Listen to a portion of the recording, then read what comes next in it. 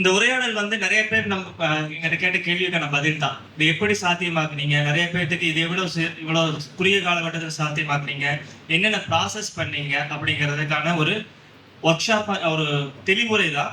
என்னென்ன நாங்கள் இதுவரைக்கும் பண்ணணும், யார் யாரை சந்திச்சோம், இதுவரைக்கும் இந்த புகைப்படங்கள் வெளியே எங்கேயுமே பகிர்ந்துக்க மாட்டோம். ஆனால் மக்கள் தெரிஞ்சுக்கிறதுக்காக இந்த இடத்துல பகிர்ந்துக்கிறோம். இந்த வழிமுறைகளை பின்பற்றினால் ஒரு இடத்தை இயன்ற வகை ஓரளவுக்கு பாதுகாக்க முடியும். ஆனால் ஒரு கன்சர்வேஷன் ஸ்டேட்டஸ் வாங்கிட்டோம் அப்படின்னா, காலையில் நஞ்சராயன் ரவீந்திர காமச்சனா பேசின மாதிரியோ, நக்கீரனையா பேசின மாதிரியோ அதோட அது முடிஞ்சிச்சா அப்படிங்கிறது கிடையாது. சத்யசுந்தரி அம்மாவுடைய போராட்டமே பவானி மீட் எடுத்தாங்க. அதுக்கப்புறம் இப்போ நல்ல ஸ்டேட்ல இருக்கான்னு கேட்டாலும் இல்லை. அது ஒரு தொடர் முயற்சி தான். மக்கள் பங்கெடுப்பு தொடர்ந்து இருந்துகிட்டே இருக்கணும். அதுக்கு தனியவை சொன்ன மாதிரி மக்களை ஒன்றிணைச்சுக்கிட்டே இருக்கணும். அதுக்கு இயற்கை நடைகள் இந்த மாதிரியான ஒரு அடிப்படை நிகழ்வு நம்ம பண்ணிக்கிட்டே இருக்கணும். அதுக்கப்புறம் தொடர்ந்து எப்படி பண்ணலாம் அப்படிங்கிறது இந்த உரை ஃபுல்லாமே இருக்கும். இது ஃபுல்லாமே வந்து என்ன பண்ணணும் அப்படிங்கிறது கிளியரா டாக்குமெண்டேஷன்ஸ் இருக்கும். இதை யார் வேணா ஃபாலோ பண்ணா ஒரு கன்ஸ்ட்ரக்டிவ் கன்சர்வேஷன் அப்ரோச் அப்படிங்கிறதா கம்ப்ளீட்லி ஒரு இதுதான் இடத்தூர் குளத்துடைய ஒரு உயிர் சூழல். மேலே பார்த்தீங்கன்னா ஒரு முற்புதர் காடு இருக்கும். அந்த முற்புதர் காடு வந்து வனத்துறையால் ஐயா பேசுற சொன்ன மாதிரி மரங்கள் வச்சிருந்தா ஜெர்மனுடைய டெக்னாலஜியா இருக்கும். அகேஷியா பிளானிங் ஃபாரம் சொல்லக்கூடிய உடைக்குடைவான மரங்களை அங்கே வைத்திருந்தார்கள். அது ஓரளவுக்கு சரியான ஒரு தேர்ந்தெடுப்பு தான். இயற்கை முறையில் நரசிம்மனையா இருந்தாரு. உள்ள பாத்தீங்கன்னா சிசு இருக்கும். அது தவறான ஒரு முன்னெடுப்பு தான். கீழே இதுதான் குளத்துடைய ஒரு பங்களிப்பு. இப்ப இருக்கிற வெள்ளோட பறவை சரணாலயம் தமிழ்நாட்டுக்கு பெரும்பான்மையான பறவை சரணாலயம் தெரிஞ்சோ தெரியாம அப்ப பண்ண ஒரு சூழலியல் செயல்பாட்டினால் உருவானதுதான். நம்ம குளத்துக்கு நடுவில் மரம் வைக்க நல்லதா கெட்டதாக சமூக பார்வை, சூழலை பார்வை இது சார்ந்து தொடர்ந்து நம்ம நிறைய உரையாட வேண்டிய ஒரு தேவை இருக்கு. ஆனா அந்த பகுதிகளில் ஒரு 30 ஆண்டுகளாக அது ஒரு காடாக இயற்கை தேர்ந்தெடுப்பு மூலம் பல்லுயிர்களின் சூழல் மூலமும் உருவாகி இருக்கு. அந்த மாதிரி உருவாகி இயற்கை தேர்ந்தெடுத்த இடம் எலத்தூர். இந்த மாதிரி ஒரு பறவைகள் வந்து கிட்டத்தட்ட இன்னைக்கு போன காலம் ஒரு 2000 உள்ள கொக்குகளும் நாரைகளும் அமர்ந்து கொண்டிருக்கும். அப்போ ஒரு காலகட்டம் வருது. இதெல்லாமே ஒரு பறவையாளராக நாங்க பார்த்துக்கிட்டு இருந்தோம், அழகா ரசிச்சுக்கிட்டு இருந்தோம். ஒரு பேர்டரா அதை வெட்டுறாங்க அப்படின்னு வரப்பதான் ஃபர்ஸ்ட் சத்யசுந்தர் டாக்டர் கூட வந்து பார்த்தாங்க. எனக்கு ஞாபகம் முதல்ல வந்தப்போ அப்ப இதை வெட்டுறாங்கன்னு வரப்பதான் என்ன பண்ணணும், அதுக்கான தேடல் தான் இந்த இடத்துக்கு வந்து நிறுத்தி இருக்குது. அந்த வெட்டுறதையும் நிறுத்தி இருக்கோம். அதை அதுக்கு அடுத்த கட்டமா பிரச்சனை இல்லாம பாரம்பரிய பல்வேறு அறிவிக்கப்பட்டிருக்கோம். அதோட ப்ராசஸ் என்ன அப்படிங்கிறத நாம இப்ப தெளிவா பார்க்கலாம். நாங்க பயன்படுத்துறது எல்லாமே வந்து பெரும்பான்மை நாங்க எல்லாமே வந்து ஒரு சயின்டிபிக் பர்சன் கிடையாது. நாங்க எல்லாமே இன்ஜினியரிங் படிச்சவங்க. சயின்ஸ் வந்து எங்களுக்கு ஆர்வம் தான் இருக்க ஒழிய ஒரு பாட்னி இந்த உமாக்கா மாதிரியோ இங்க இருக்கிற நரசிம்மன் சார் மாதிரியோ எங்களுக்கு வந்து பாட்னி தெளிவா ஒரு சாலிடா சொல்லக்கூடிய ஆளுமைகளும் நாங்க கிடையாது, சொல்லவும் முடியாது, சொன்னா ஏத்துக்க மாட்டாங்க. அதனாலதான் இப்ப இருக்கு. நாங்க எல்லாமே ஒரு அமைச்சர்ஸ் இப்ப இங்க கார்த்திகை பார்க்கறது இந்த மாதிரி நிறைய ரவீந்திரன் நிறைய பேர் இருக்காங்க, ரவீந்திர காமாட்சி எல்லாருமே அப்படித்தான். நாங்க எங்கனால என்ன பண்ண முடியும், ஒரு ஆர்வம் இருக்கு. அந்த தரவுகளை பதிவு பண்ண ஆரம்பிக்கலாம். அந்த பதிவு பண்ணுவதற்கு முக்கியமாக பயன்படுத்துவது மக்கள் அறிவியல் தளங்கள், சிட்டிசன்ஸ் சயின்ஸ் ஃபோரம் சொல்லுவோம். அதுல குறிப்பா ஐநாச்சுரலிஸ்ட், ஈபர்ட் இந்த ரெண்டுமே தொடர்ந்து பயன்படுத்திட்டு இருக்கோம். இதை பயன்படுத்துறதுல நல்ல கருத்துக்களும் இருக்கு, தேவையற்ற கருத்துக்களும் இருக்கு. அதாவது நல்லது கெட்டது அப்படிங்கிற இந்த டேட்டா யாருக்கும் போதுங்கிற ஒரு பெர்ஸ்பெக்டிவ் இருக்கதான் செய்யும். அதே நேரத்தில் இந்த டேட்டா பாதுகாக்க உதவுவதற்கு ஒரு தளம்னா இதுதான் இருக்கு நம்ம கிட்ட. இந்திய அளவுல பாத்தீங்கன்னா நம்மளோட அரசோ தமிழ்நாடு அரசோ நமக்கான ஒரு தனிப்பட்ட குழுவுடைய தளங்களோ எதுவுமே இருக்கிறது இல்லை. அதை மாணவர்களை நீங்க அந்த மாதிரி இப்ப இருக்கிற ஏஐ இந்த மாதிரி டெக்னாலஜி யூஸ் பண்ணி இந்த மாதிரி நம்ம எக்காலஜிக்கு ஏற்பட்ட தளங்களை நீங்க உருவாக்கணும்னு ஒரு வேண்டுகோள். ஓகே, இந்த தளங்களை பயன்படுத்தி ஆவணப்படுத்த ஆரம்பிச்சோம். அந்த ஆவணம் அப்படிங்கிறது ஐயா நம்ம சத்யசுந்தர் டாக்டர் காலகட்டத்துல கையில எழுதி கொடுக்கணும், நெக்கிரணிய காலத்து புத்தகம் கொண்டு வரணும். நம்ம காலகட்டத்துல எல்லாமே இணையத்துல கொண்டு வர முடியும். அப்ப பாக்குற நோட்ஸ், ஃபீல் நோட்ஸை தெளிவா எழுதுவோம். அதே நேரத்துல முடிஞ்ச வரைக்கும் அப்ப பார்த்த அத்தனை பறவைகளையும் அங்க ஆவணப்படுத்துவோம். இந்த ஆவணப்படுத்துதல் அப்படிங்கிறதுக்கு பின்னாடி ஃபீல்ட்ல வந்து கிட்டத்தட்ட மேல பாத்தீங்கன்னா ஒரு அடுத்த சைடு போங்க, மேல 4 மணி நேரம் பார்த்துப்பாங்க டிராவல். அடுத்த சைடு இதெல்லாம் 8 மணி நேரம். ஒரு நாளே கிட்டத்தட்ட ஃபீல்டு சுத்தி இருக்கோம். ஒரு நாள் ஃபுல்லா சுத்துனதுல 135 பறவைகள், வகையான பறவைகள் நாங்க பார்த்திருப்போம். அதுல 95 வகையான பறவைகளுக்கு தேதியோட படங்கள் போட்டிருப்போம். இந்த மாதிரியான இது வந்து 2022 ஆரம்பிச்சு 2025 வரைக்கும் தொடர்ந்து பண்ணிக்கிட்டு இருந்தோம். மாதம் ஒரு சர்வே, ஒரு நாள் அதுக்கு ஒதுக்கிடுவோம். அந்த ஒரு நாள் ஃபீல்ட்ல இருந்தோம்னா அதுக்கு பின்னாடி வந்து இதை அப்லோட் பண்ணி ரிவ்யூ பண்ணி போடுறதுக்கு 1.5 நாள் 2 நாள் தேவைப்படும். இதுல ஒருத்தர் மட்டும் பண்ண முடியாது. இதை ரிவ்யூ பண்றதுக்கு விஷ்ணு சங்கர், சந்துரு ஐயா, விக்னேஷ் சுப்பிரமணியம், நவீன் இது மாதிரி ஏகப்பட்ட பேர் ரிவ்யூ பண்ணுவாங்க. நீங்க இந்த எல்லாமே ஈவென்ட்ல வந்து பப்ளிக் ஃபோரமா வச்சோம். எல்லாமே காப்பி லிஸ்ட் தான், நம்மளுக்கு எந்த உரிமையும் கிடையாது. யார் கூட இதை பாத்துக்கலாம். இந்த லிஸ்ட் எடுத்து தொடர்ந்து இங்க இருக்கிற வன அதிகாரிகளுக்கும் மக்களுக்கும் பகிர்ந்துகிட்டே இருந்தோம். இதுதான் பேஸ் டேட்டா. இந்த பேஸ் டேட்டாவை யார் வேணாலும் உருவாக்கலாம். இந்த உருவாக்குவதற்கு நேரமும் எண்ணமும் தெளிவும் இருந்தா போதும். பறவைகள்லாம் வந்து மொத்தமாவே தமிழ்நாட்டை பொறுத்த வரைக்கும் ஒரு 500க்கு குறைந்தான வகைகள் தான் இருக்காது. சமதளத்துல 200 கூட வராது. அந்த 200 பறவைகள் நம்ம எளிமையா கத்துக்கலாம். தாவரங்கள் கத்துக்கிறது ரொம்ப கடினம். அப்ப இந்த இது பாத்தீங்கன்னா the lake is already a hotspot with a continuous inflow of water from Bhavani Athikada upliftment. Water level in lake increased steadily, making this to good habitat for inland and migratory birds. It's becoming a good safe nesting ground for several birds as the dry trees lies surrounded by the water disturbance by human spherulites. Pintail has been seen in large numbers. Pintail வலசை வாத்துகள் மத்திய ஆசிய பறவைகள் வளர்ச்சியத்தில் black headed ibis roosting also seen in large numbers. இந்த மாதிரி அப்ப என்ன பார்த்தோம் அப்படிங்கிறத எழுதிருவோம். அப்ப தமிழ்ல வந்து தெளிவா எழுத தெரியாது, ஆங்கிலத்தில் எழுதிருப்போம். படங்களும் இது போட்டிருப்போம். இது பாத்தீங்கன்னா அடுத்தது போனீங்கன்னா ஜனவரி 24, இதெல்லாம் அக்டோபர் 24, அடுத்து டிசம்பர் 24. ஒரு ஆண்டுல எல்லா இதுவுமே பண்ணியிருப்போம். பக்காவான டேட்டா. இந்த டேட்டா தான் பேஸ். எப்பவுமே வந்து தரவுகள் தான் பேசணும், நம்ம பேசக்கூடாது. நம்ம தரவுகள் தான் பேசணும். அடுத்து போய்க்கலாம். இதெல்லாமே இடத்துல நம்ம ஆவணப்படுத்துற சில முக்கியமான பறவை இனங்கள். அந்த பட்டைத்தலை வந்து பார்னடிபஸ் நிறைய பேர் தெரியும். இமயமலையில மவுண்ட் எவரெஸ்ட் மேல பறந்து வரக்கூடிய ஒரு வலசை வரக்கூடிய பறவை பின்டைல். இது வந்து ஐரோப்பியிலிருந்து வரக்கூடியது. இதுல முக்கியமான பல இடங்கள்ல இதெல்லாம் இருக்கும். அதை ஆவணப்படுத்தி வெளிக்கொண்டு வர்றதுங்கிறது ரொம்ப முக்கியம். இதுல நம்ம ஆவணப்படுத்தப்படுத்த அந்த இடத்துக்கு குறித்தான சில தனித்துவமான விஷயங்கள் கிடைக்கும். அதுல இடத்துக்கு கிடைச்சது ஒயிட் டைல்ஸ் வேணும். தமிழ்நாட்டுடைய ஃபர்ஸ்ட் நெஸ்டிங் ரெக்கார்ட் வந்து பிச்சாவரத்துல போட்டோகிராஃபிக் இல்லாம இருக்கு. ஃபர்ஸ்ட் போட்டோகிராஃபிக் எவிடன்ஸோட வந்தது எலத்தூர் நாம பண்ணது. அதுக்கப்புறம் நியர் திருட்டா இருக்கக்கூடிய ரெட்நெக் ஃபால்கன், பூட்டட் ஈகிள், அப்புறம் சல்ஃபர் பெல்லிட் வார்வர்கள் தமிழ்நாட்டில் வந்து இது வந்து கதிர்குருவி மத்திய ஆசிய பறவைகள் வந்து வருது. தமிழ்நாட்டில் ரொம்ப குறைவான எண்ணிக்கைகள் தான் பார்த்துருக்கு. ஒரு 3-4 எவிடன்சஸ் தான் இருக்கு. இது வந்து ஒரு இயற்கை நடை. நம்ம பசங்க போய் காமிச்சிட்டு இருக்கோம். அப்போ வந்து ஒரு ஏதோ பாங்கன்னு போட்டோ எடுக்கிற கடைசிக்கு வந்து ஐடி பண்ணி பார்த்தா அது மிக அரிதான தமிழ்நாட்டுக்கு வரக்கூடிய ஒரு பறவை. அதே மாதிரி இது நாம ஒருத்த மட்டும் பண்ணது கிடையாது. இது இந்த இயக்கம் நடக்க ஏகப்பட்ட பேர் உள்ள வர ஆரம்பிச்சாங்க. அதுல பலரோட பங்களிப்பு இருக்கு. இந்த படங்கள் எல்லாமே மிற்றவைகளோட பங்களிப்பு தான். பின்னாடி நாம எடுத்தது இது ஒருத்தரோட பங்களிப்பு. இந்த குழு உழைப்பு ரொம்ப முக்கியம். இதுல குறிப்பா திருப்பூர் இயற்கை கழகத்தை நம்ம பாராட்டணும். முதல்ல அந்த இதுக்கு அவங்க வந்து எல்லாருமே வந்து ஒரு தொழில் இருக்கக்கூடியவர்கள். அதன் தாண்டி ஒரு பொழுதுபோக்குன்னு கூட வச்சுக்கலாம். அந்த பொழுதுபோக்கு வந்து கன்ஸ்ட்ரக்டிவான பொழுதுபோக்காகவும் இயற்கைக்கும் மக்களுக்கு ஏதோ செய்யணுங்கிற எண்ணத்துல வந்து பறவைகளை ஆவணப்படுத்த ஆரம்பிச்சாங்க. 2012 பண்ணின படம். அதுல என்னன்னா குறிப்பா ரவீந்திர அண்ணாவையும் கோபாலனையும் ரொம்பவே மனதார பாராட்டணும். எப்ப கூப்பிட்டு கேட்டாலும் அண்ணா எனக்கு வேணும்னா அப்படின்னா அவர் சொல்லுவார் என்கிட்ட, தீபக் 2012 நான் ஹார்ன்பில் பார்த்தேன் அப்படின்ட்டு. ஹார்ன்பில் 2012 பார்த்த போட்டோ இப்ப போய் கேட்டா தேடுறது எவ்வளவு கடினம் எல்லாத்துக்குமே தெரியும். இருக்கிற போட்டோ பார்த்தோம்னாலே கண்டுபிடிக்க முடியாது. இதெல்லாம் அவருடைய ஆர்கைவ்ஸ்ல இருந்து தேடி கொடுத்தாரு. குறிப்பா அண்ணாக்கு ஒரு மிகப்பெரிய கைதட்டுறீங்க. நான் குழுவும் எல்லாருக்குமே ஒரு முயற்சி கொடுத்தாங்க. ஏன்னா நான் வரைந்து முன்னாடி அவங்க அந்த இடத்துல ஆய்வு பண்ணியிருந்தாங்க. முதல் படம் எடுத்து கொடுத்தது கீதா மணியும் முருகவேல் தோழன் தான். இது ஸ்டார் கிங் சுப்பிரமணியம் எடுத்தது. இது வந்து பிளாக் டைல்டு காட்வைட். உலகில் அதிக தூரம் நிற்காமல் பறக்கக்கூடிய ஒரு வலசை பறவை. சார்ஜன் சகோ அவர்கள் எடுத்தது. இது வந்து யூரோப்பியன் பியேட்டர் கோபியை சார்ந்த புகைப்பட கலைஞர் மணியண்ணா அவர்கள் எடுத்தது. கீழே பார்த்தீங்கன்னா ஆல்ஃபின் ஸ்விஃப்ட் தொடர்ந்து 6 மாதங்கள் பறக்கக்கூடிய ஒரு பறவை. இது வந்து தமிழ்நாடு சயின்ஸ் ஃபோரம் சார்ந்த ஷேகா அவர்கள் எடுத்தது.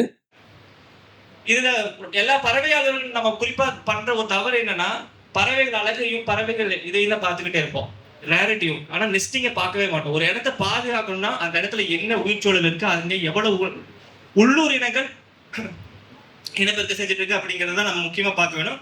அதை பொறுத்தவரைக்கும் எலத்தூர்ல வந்து அந்த ரெக்கார்டு வந்து 72 இப்போதைக்கு. அதுல தொடர்ந்து பார்க்க போறப்ப இந்த எல்விபி கால்வாய்க்கு மேல போற சாலை ஒண்ணு இருக்கும். அந்த சாலைக்கு அடிப்புறத்துல இது கூடு கட்டி இருந்தது. இந்த மாதிரியான ரெக்கார்ட்ஸ் பண்ண ஆரம்பிச்சு. இதெல்லாம் தொடர்ந்து பண்ண நம்மளுக்கு தெரிய ஆரம்பிச்சது.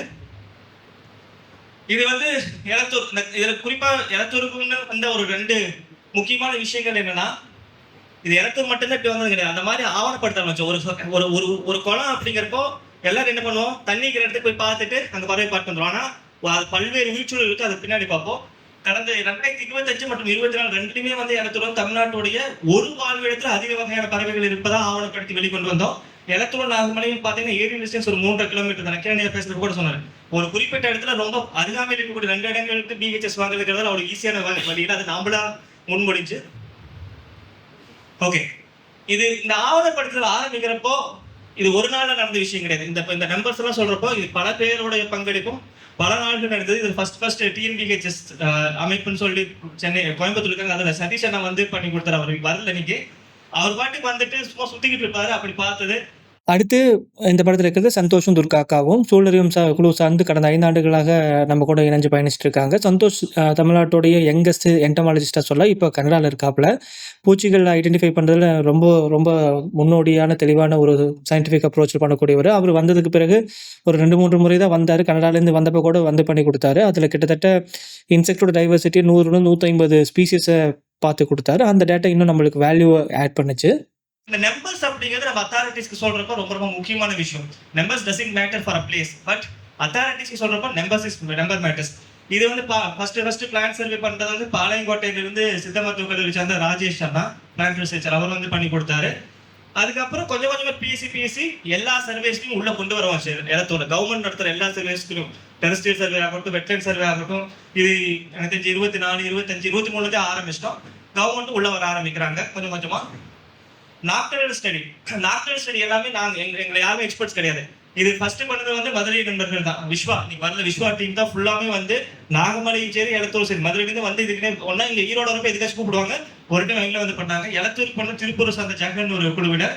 அப்புறம் நம்ம ஜனார்தனன் வந்து இந்த ஆய்வு பார்த்தீங்கன்னா ஒவ்வொரு விஷயமும் வந்துட்டே இருக்கும். ஒவ்வொன்றா எடுத்துக்கிட்டே வந்துட்டு இருந்தோம். வெறும் பறவையோட நிற்காம எல்லாத்தையும் பண்ணுவோம். அதில் குறிப்பா மரங்கள் எலத்தூர் சுத்திக்கிற இந்த பிபிஆர் ஒர்க் பண்ணலாம் அப்படின்னு ஆரம்பிக்கிறப்ப என்பிஏக்குள்ள வரக்கு அப்ப எலத்தூர் சுத்திக்கிற மரங்கள் என்ன பண்ண ஆரம்பிக்கும் ஜனாதான் ஃபர்ஸ்ட் ஆரம்பிச்சாரு. இங்க எலத்தூருக்குள்ள பண்ண ஒரு விஷயம் தான் ஈரோட்டோட மரங்களை விரிஞ்சு போன தடவை நம்மளோட புத்தகம் வெளிவந்திருக்கும். ஈரோட்டின் மூதாய் மரங்கள், ஈரோட்டுக்கு எல்லா மரங்களும் ஆவணப்படுத்தினது. அப்புறம் நம்ம பொன்னூத்துராவும் கல்வியும் இருக்காங்களான்னு தெரியல, இருக்காங்க. அவங்களுக்கும் பின்னாடி பாத்துங்க. இவங்க 2 பேருமே அக்கா தங்கைகள். வெள்ளாளர் கல்லூரியில் தாவரவியலும் விலங்கியலும் படிச்சுட்டு இருக்காங்க. அவங்க வீட்டுல வந்து அவ்வளவு சீக்கிரம் வெளியே விட மாட்டாங்க. அந்த ஊர் வந்து பக்கத்துல தான். பைக்ல வந்து சாம்பிள் எடுத்துட்டு வந்துட்டு கல்லூரி இங்க கொண்டு வந்து இங்க பிஎஸ்சி இங்க இருக்கிற எலக்ட்ரான் மைக்ரோஸ்கோப்ல வச்சு மைக்ரோப் ஸ்டடி பண்ணி கொடுத்தாங்க. அந்த மைக்ரோப் ஸ்டடிங்கிறது நம்மளுக்கு தண்ணி வந்து எவ்வளவு இருக்கு அப்படிங்கிறது சில ஸ்பீசிஸ் அது ஃபைட்டோபிளாங்க்டன்ஸ் ஜூபிளாங்க்டன்ஸ்லாம் பண்ணி கொடுத்தாங்க. இந்த மாதிரி பல பேரோட பங்களிப்பு வச்சு இது எப்படி வந்துச்சுன்னு பின்னாடி பார்க்கலாம். ஓகே, இதெல்லாம் பண்ணுறதுனால என்ன ஆச்சுன்னா மொத்தமா இப்போதைக்கு 693 வகையான உயிரினங்கள் பள்ளிக்கரணம் இருக்கிறதா ஆவணப்படுத்தப்பட்டிருக்கு. அதுல பறவைகள் 2204, அதுல வலசை வரது 79, உள்ளூர்ல 125, இனப்பெருக்கம் 72, பூச்சிகள் 174, தாவரங்கள் 228, இதெல்லாமே பண்ணியாச்சு. இதையெல்லாம் பண்ணி முதல்ல நம்ம கொண்டு வந்த ஒரு நல்ல விஷயம் என்னன்னா இந்த புத்தகம் அது வெளிக்கொண்டு வந்தது. இந்த புத்தகம் அப்படிங்கிறது புத்தகமா கொண்டு வரணும். எதுக்காக புத்தகமே கொண்டு போனோம்னா ஃபர்ஸ்ட் ப்ரொபோசல் கொடுக்க போறோம் கவர்மெண்ட்டுக்கு. அப்ப சும்மா போய் லெட்டரா கொடுக்காம பரமசிவன் அந்த காலகட்டத்துல பாத்தீங்கன்னா லெட்டரா கொடுத்துட்டு இருந்தோம். நம்ம அம்மா காலத்துல நாங்க லெட்டர்லாம் இல்ல, ப்ரொபோசல் டாக்குமெண்ட் இந்த புக்கு தான். இந்த புக்கை வச்சு மேல ஒரு covering letter, sir we have recorded so and so species, so kindly help in giving replying conservation status கொடுத்தாச்சு. ஃபர்ஸ்ட் கலெக்டருக்கு தான் கொடுக்குறோம். அதுக்கப்புறம் டிஎஃப்ஓட்ட போகுது. கலெக்டர் ஃபர்ஸ்ட் பார்த்தோன்னே சொல்லிட்டாரு, Deepak you brought up a wonderful documentation, this documentation can speak anywhere, no one can do anything beyond this அப்படிங்கிற வார்த்தை அவர் சொன்னது. அதை பற்றி பின்னாடி பேசுவோம். இதுல ரொம்ப இன்னொரு முக்கியமான விஷயம் என்னன்னா இந்த தரவுகளை அதிகாரிகளுக்கு கொடுக்குறப்போ அதை வந்து ரெப்ரசன்டேட்டிவா கொடுக்குறப்போ அது வெறும் வந்து பறவைகளை மட்டும் காமிக்காம இந்த பல்வேறு அறிவியலாளர்கள் வெளியிட்டுள்ள ஆய்வறிக்கைகளை ஒப்பிட்டு குறிப்பா நாம எடுத்துக்கிட்டது ஸ்டேட் ஆஃப் இந்தியன் பேர்ட்ஸ் அப்படிங்கிற ஒரு ஆய்வறிக்கை எஸ்ஓபியோட ப்ரையாரிட்டி லிஸ்ட் எடுத்துக்கோம். நீங்க சும்மா பாத்தீங்கன்னா இடத்தோட ஒரு மொத்தமாவே ஒரு என்டேஞ்சர்ட் 2 வல்னரபிள் 9 ஸ்பீசிஸ் தான் அங்க வந்து பாதுகாக்கப்பட வேண்டியது ஐயூசியை பொறுத்த வரைக்கும், இன்டர்நேஷனல் யூனியன் ஃபார் கன்சர்வேஷன் நெட்வொர்க்கை பொறுத்த வரைக்கும். ஆனா நம்ம இந்தியாவில வந்து வெளியிட்ட ரிப்போர்ட்டை பாத்தீங்கன்னா அது கிட்டத்தட்ட வந்து 42 பறவை வந்துடும். அப்ப 42 பறவையான வந்துடும் உயிரினங்கிற பறப்போ பெரிய அமௌண்ட் ஆஃப் நம்பர்ஸ் நமக்கு அரசுக்கு காமிக்க முடியும். இங்க பாருங்க இவ்வளவு இருக்கு. இதை வந்து சேக்கான் மாதிரியான ஆய்வாளர், வேற்றி மாதிரியான ஆய்வாளர்கள் வெளியே விட்டுருக்காங்க. அப்ப இது பாதுகாக்க வேண்டியது நம்ம கணக்கு, நம்மளுடைய கடமை அப்படின்னு முன்மொழி இருக்கும். ஓ அப்படியா பாக்குறதுக்கு ஒரு வாய்ப்பு இருந்தது. அடுத்து இதெல்லாம் பண்ணியாச்சு, இந்த ரிப்போர்ட்லாம் வந்துச்சு. மக்கள் வந்து கொண்டு வரணும்ல. தனியார் சொன்ன மாதிரி இயற்கை நிறைய பண்ணிக்கிட்டே இருந்தா அது ரொம்ப முக்கியமா. இந்த முன்னாடி இந்த நிகழ்வு ஆரம்பிக்கிறதுக்கு முன்னாடி ஒரு ஆவணப்படம் ஓடிட்டு இருந்தது. அந்த ஆவணப்படம் வந்து வெறும் அப்சர்வேஷன் டாக்குமெண்ட்ரி தான், ஒரு ப்ரொஃபஷனலா கிடையாது. நான் சும்மா போய் கையில் எடுத்தது தான். இங்க முக்கியமா சொல்ல வேண்டியது நம்ம நிறைய போட்டோகிராஃபர்ஸ் நினைப்போம் ப்ரொஃபஷனல் எடுத்து தான் கொடுக்கணும் அப்படிலாம் இல்லை. மக்களை பொறுத்த வரைக்கும் அவங்க ஊர்ல இருக்கிறத தெளிவா நம்ம அழகா படம் எடுத்து அவங்களுக்கு புரியுற வகையை காமிச்சோம்னா நிச்சயமா அதை அவங்க நின்று கவனிக்க தான் செய்யறாங்க. அதுலயும் வந்து இதை நாங்க பின்பற்றின முறைகள் தான் ரொம்ப வித்தியாசமானது. எல்லாமே இதுல பண்ண அத்தனையுமே கிட்டத்தட்ட 0 பட்ஜெட் தான். போயிட்டு வந்த செலவு மட்டும் தான், மற்றபடி எதுக்குமே செலவு பண்ண கிடையாது. இதுல என்ன பண்ண ஃபர்ஸ்ட் நாகராஜன் இருக்கார் பின்னாடி, நம்ம பின்னாடி பேசுவாரு ஏற்கனவே, பிஎம்சியோட தலைவர். அவர் வீட்டுல தான் ஃபர்ஸ்ட் ஸ்கிரீனிங் போடுறோம். செங்காலி வளைன்னு சொல்லிட்டு குளத்தை ஒட்டி இருக்கிற வீடு.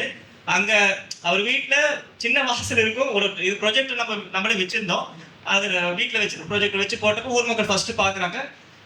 ஒரு ஊர்ல ஒரு விஷயம் பண்றப்போ உள்ளூரை பொறுத்த வரைக்கும் அது ஈஸியா பல ஊருக்கு பரவ ஆரம்பிக்கும். எப்ப அங்க போட்டாங்கப்பா, அடுத்து அங்க போடலாம்ப்பா, இங்க போட்டாங்கப்பா, அங்க போடலாங்கிறப்போ அதே நேரத்துல ரவி இந்த மாதிரி பிஎம்சி சேர்ந்த நண்பர்கள் வினீத், தமிழ் அண்ணா, இவங்க எல்லாருமே என்னன்னா ப்ரோஆக்டிவா சரி இங்க போட்டா நம்ம ஊர்ல போட்டா அப்படிங்கிற ஒரு கியூரியாசிட்டி கிண்டல் பண்ண ஆரம்பிச்சோம். அது பல இடங்களுக்கு போக ஆரம்பிச்சது.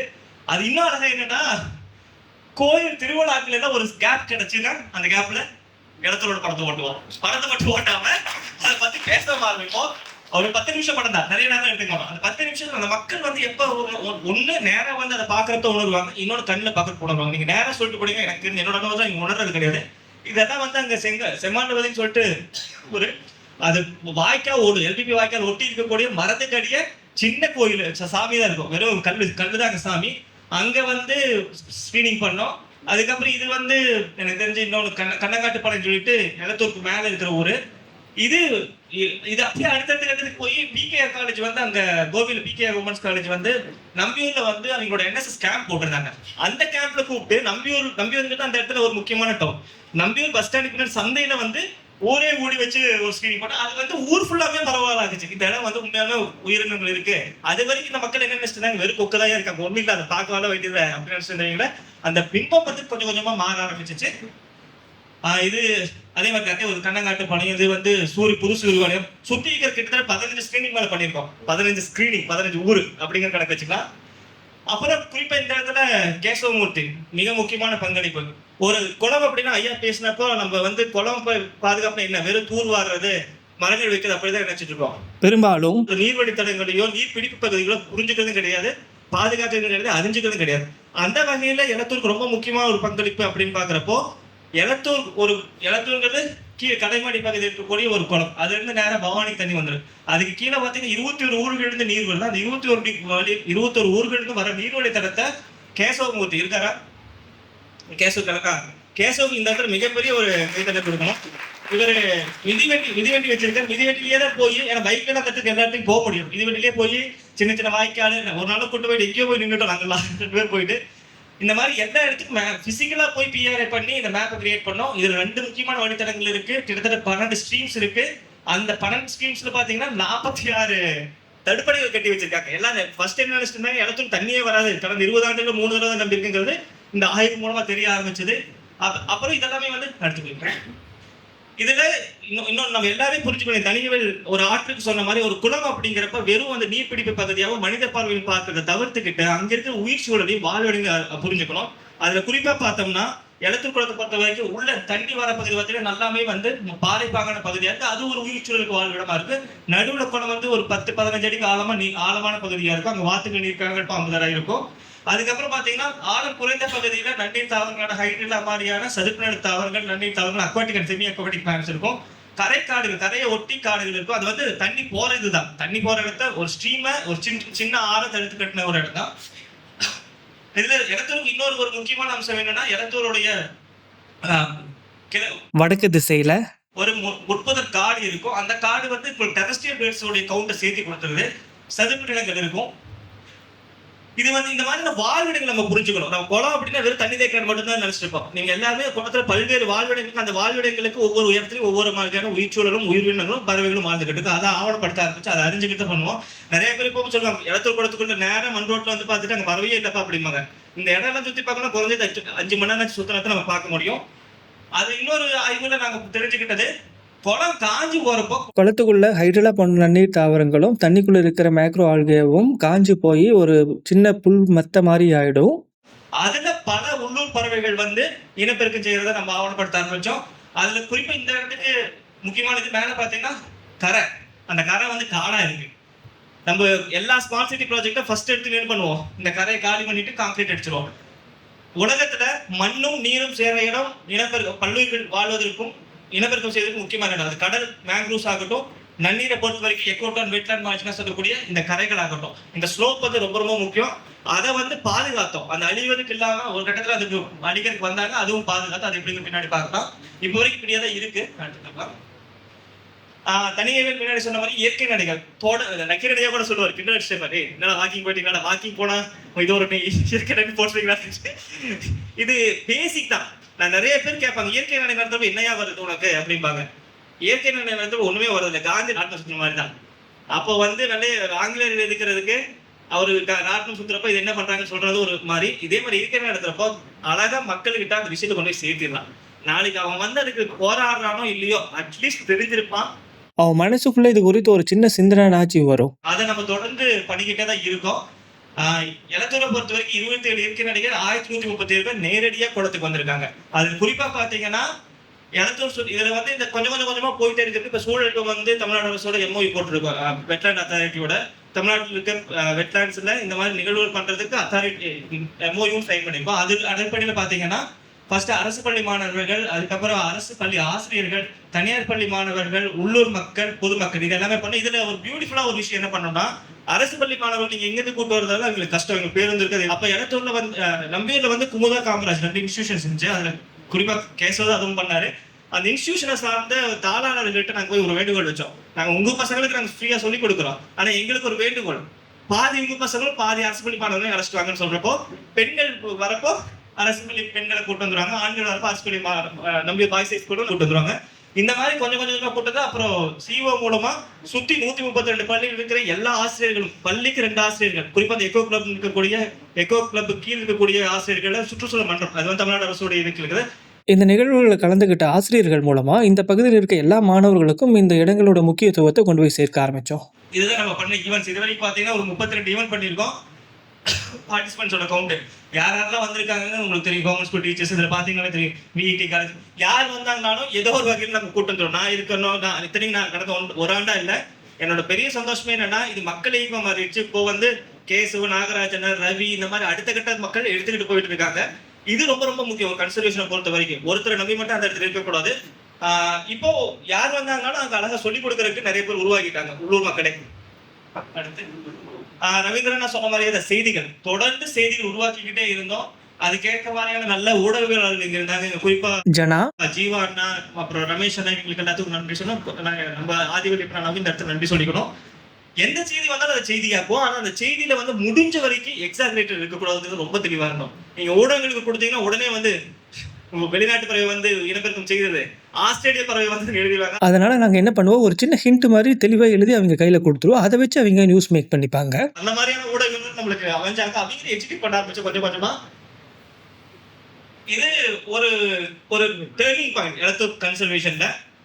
இந்த மாதிரிலாம் போயிட்டு இருந்தது. ஒரு கட்டத்துல வந்து 2019 இருந்த முன்னாள் மாவட்ட ஆட்சியர் காலகட்டத்துல அங்கிருந்த இந்த மொத்த கரைக்காடுகளையும் காலி பண்ணி குளத்தை அழகுபடுத்துவதற்கும் அந்த கண்டென்ட் இருக்கு. படிச்சு பார்த்தீங்கன்னா தெரியும். அதை படிச்சு பார்த்தா சிரிப்பா இருக்கு. அதுக்காக அங்க இருக்க எல்லா மரத்தையும் காலை வெட்டி வித்தரணும் அப்படிங்கிறத சொல்றாங்க. அப்பதான் சத்யசுந்தரி அம்மா ஃபர்ஸ்ட் வராங்க குளத்துக்கு. அம்மா வந்திருந்தாங்க. அம்மா இது வரைக்கும் 2 முறை குளத்துக்கு வந்திருக்கேன். ஃபர்ஸ்ட் டைம் வந்து பெரிய பிரச்சனை இருப்ப அம்மா தான் வந்து அதை பேசி சால்வ் பண்ணாங்க.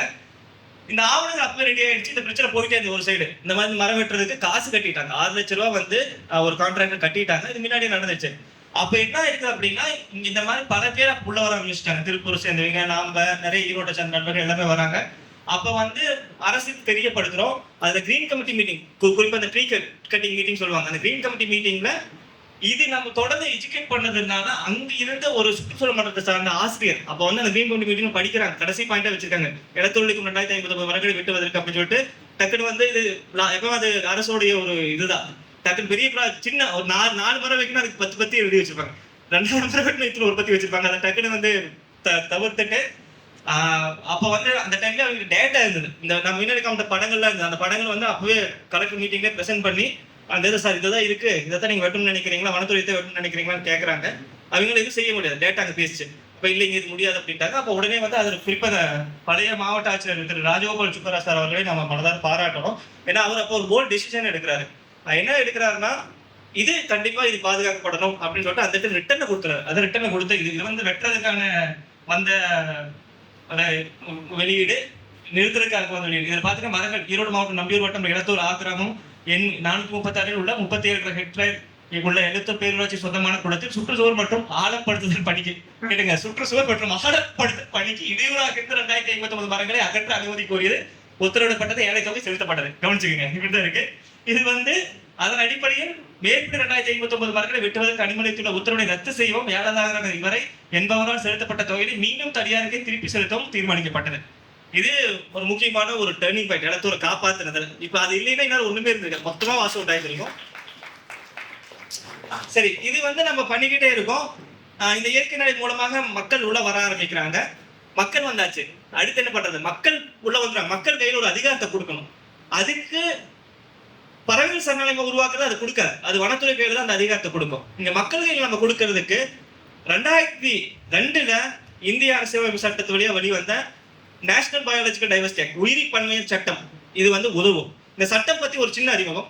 1992ல உலக நாடுகள் எல்லாமே சேர்ந்து ஒரு கூட்டம் போறாங்க, எர்த் சமிட் அப்படின்ட்டு. அந்த எர்த் சமிட் என்ன பேசுறாங்கன்னா, காலநிலை மாற்றத்தை பத்தி பேசுறாங்க, உலகம் வெப்பமயமாவதை பத்தி பேசுறாங்க, கிளைமேட் சேஞ்ச். அதுக்கப்புறம் உலகம் டெசர்டிஃபிகேஷன் பத்தி பேசுறாங்க, உலகில் இருக்க பல்லுயிர்கள் பத்தி பேசுறாங்க. இந்த 3 விஷயங்கள் உருவாகுது. யுஎன்எஃப்சிசி, அது ஐபிசிசி, இந்த கிளைமேட் சேஞ்ச் பத்தி வருதாங்கன்னு சொல்லுது.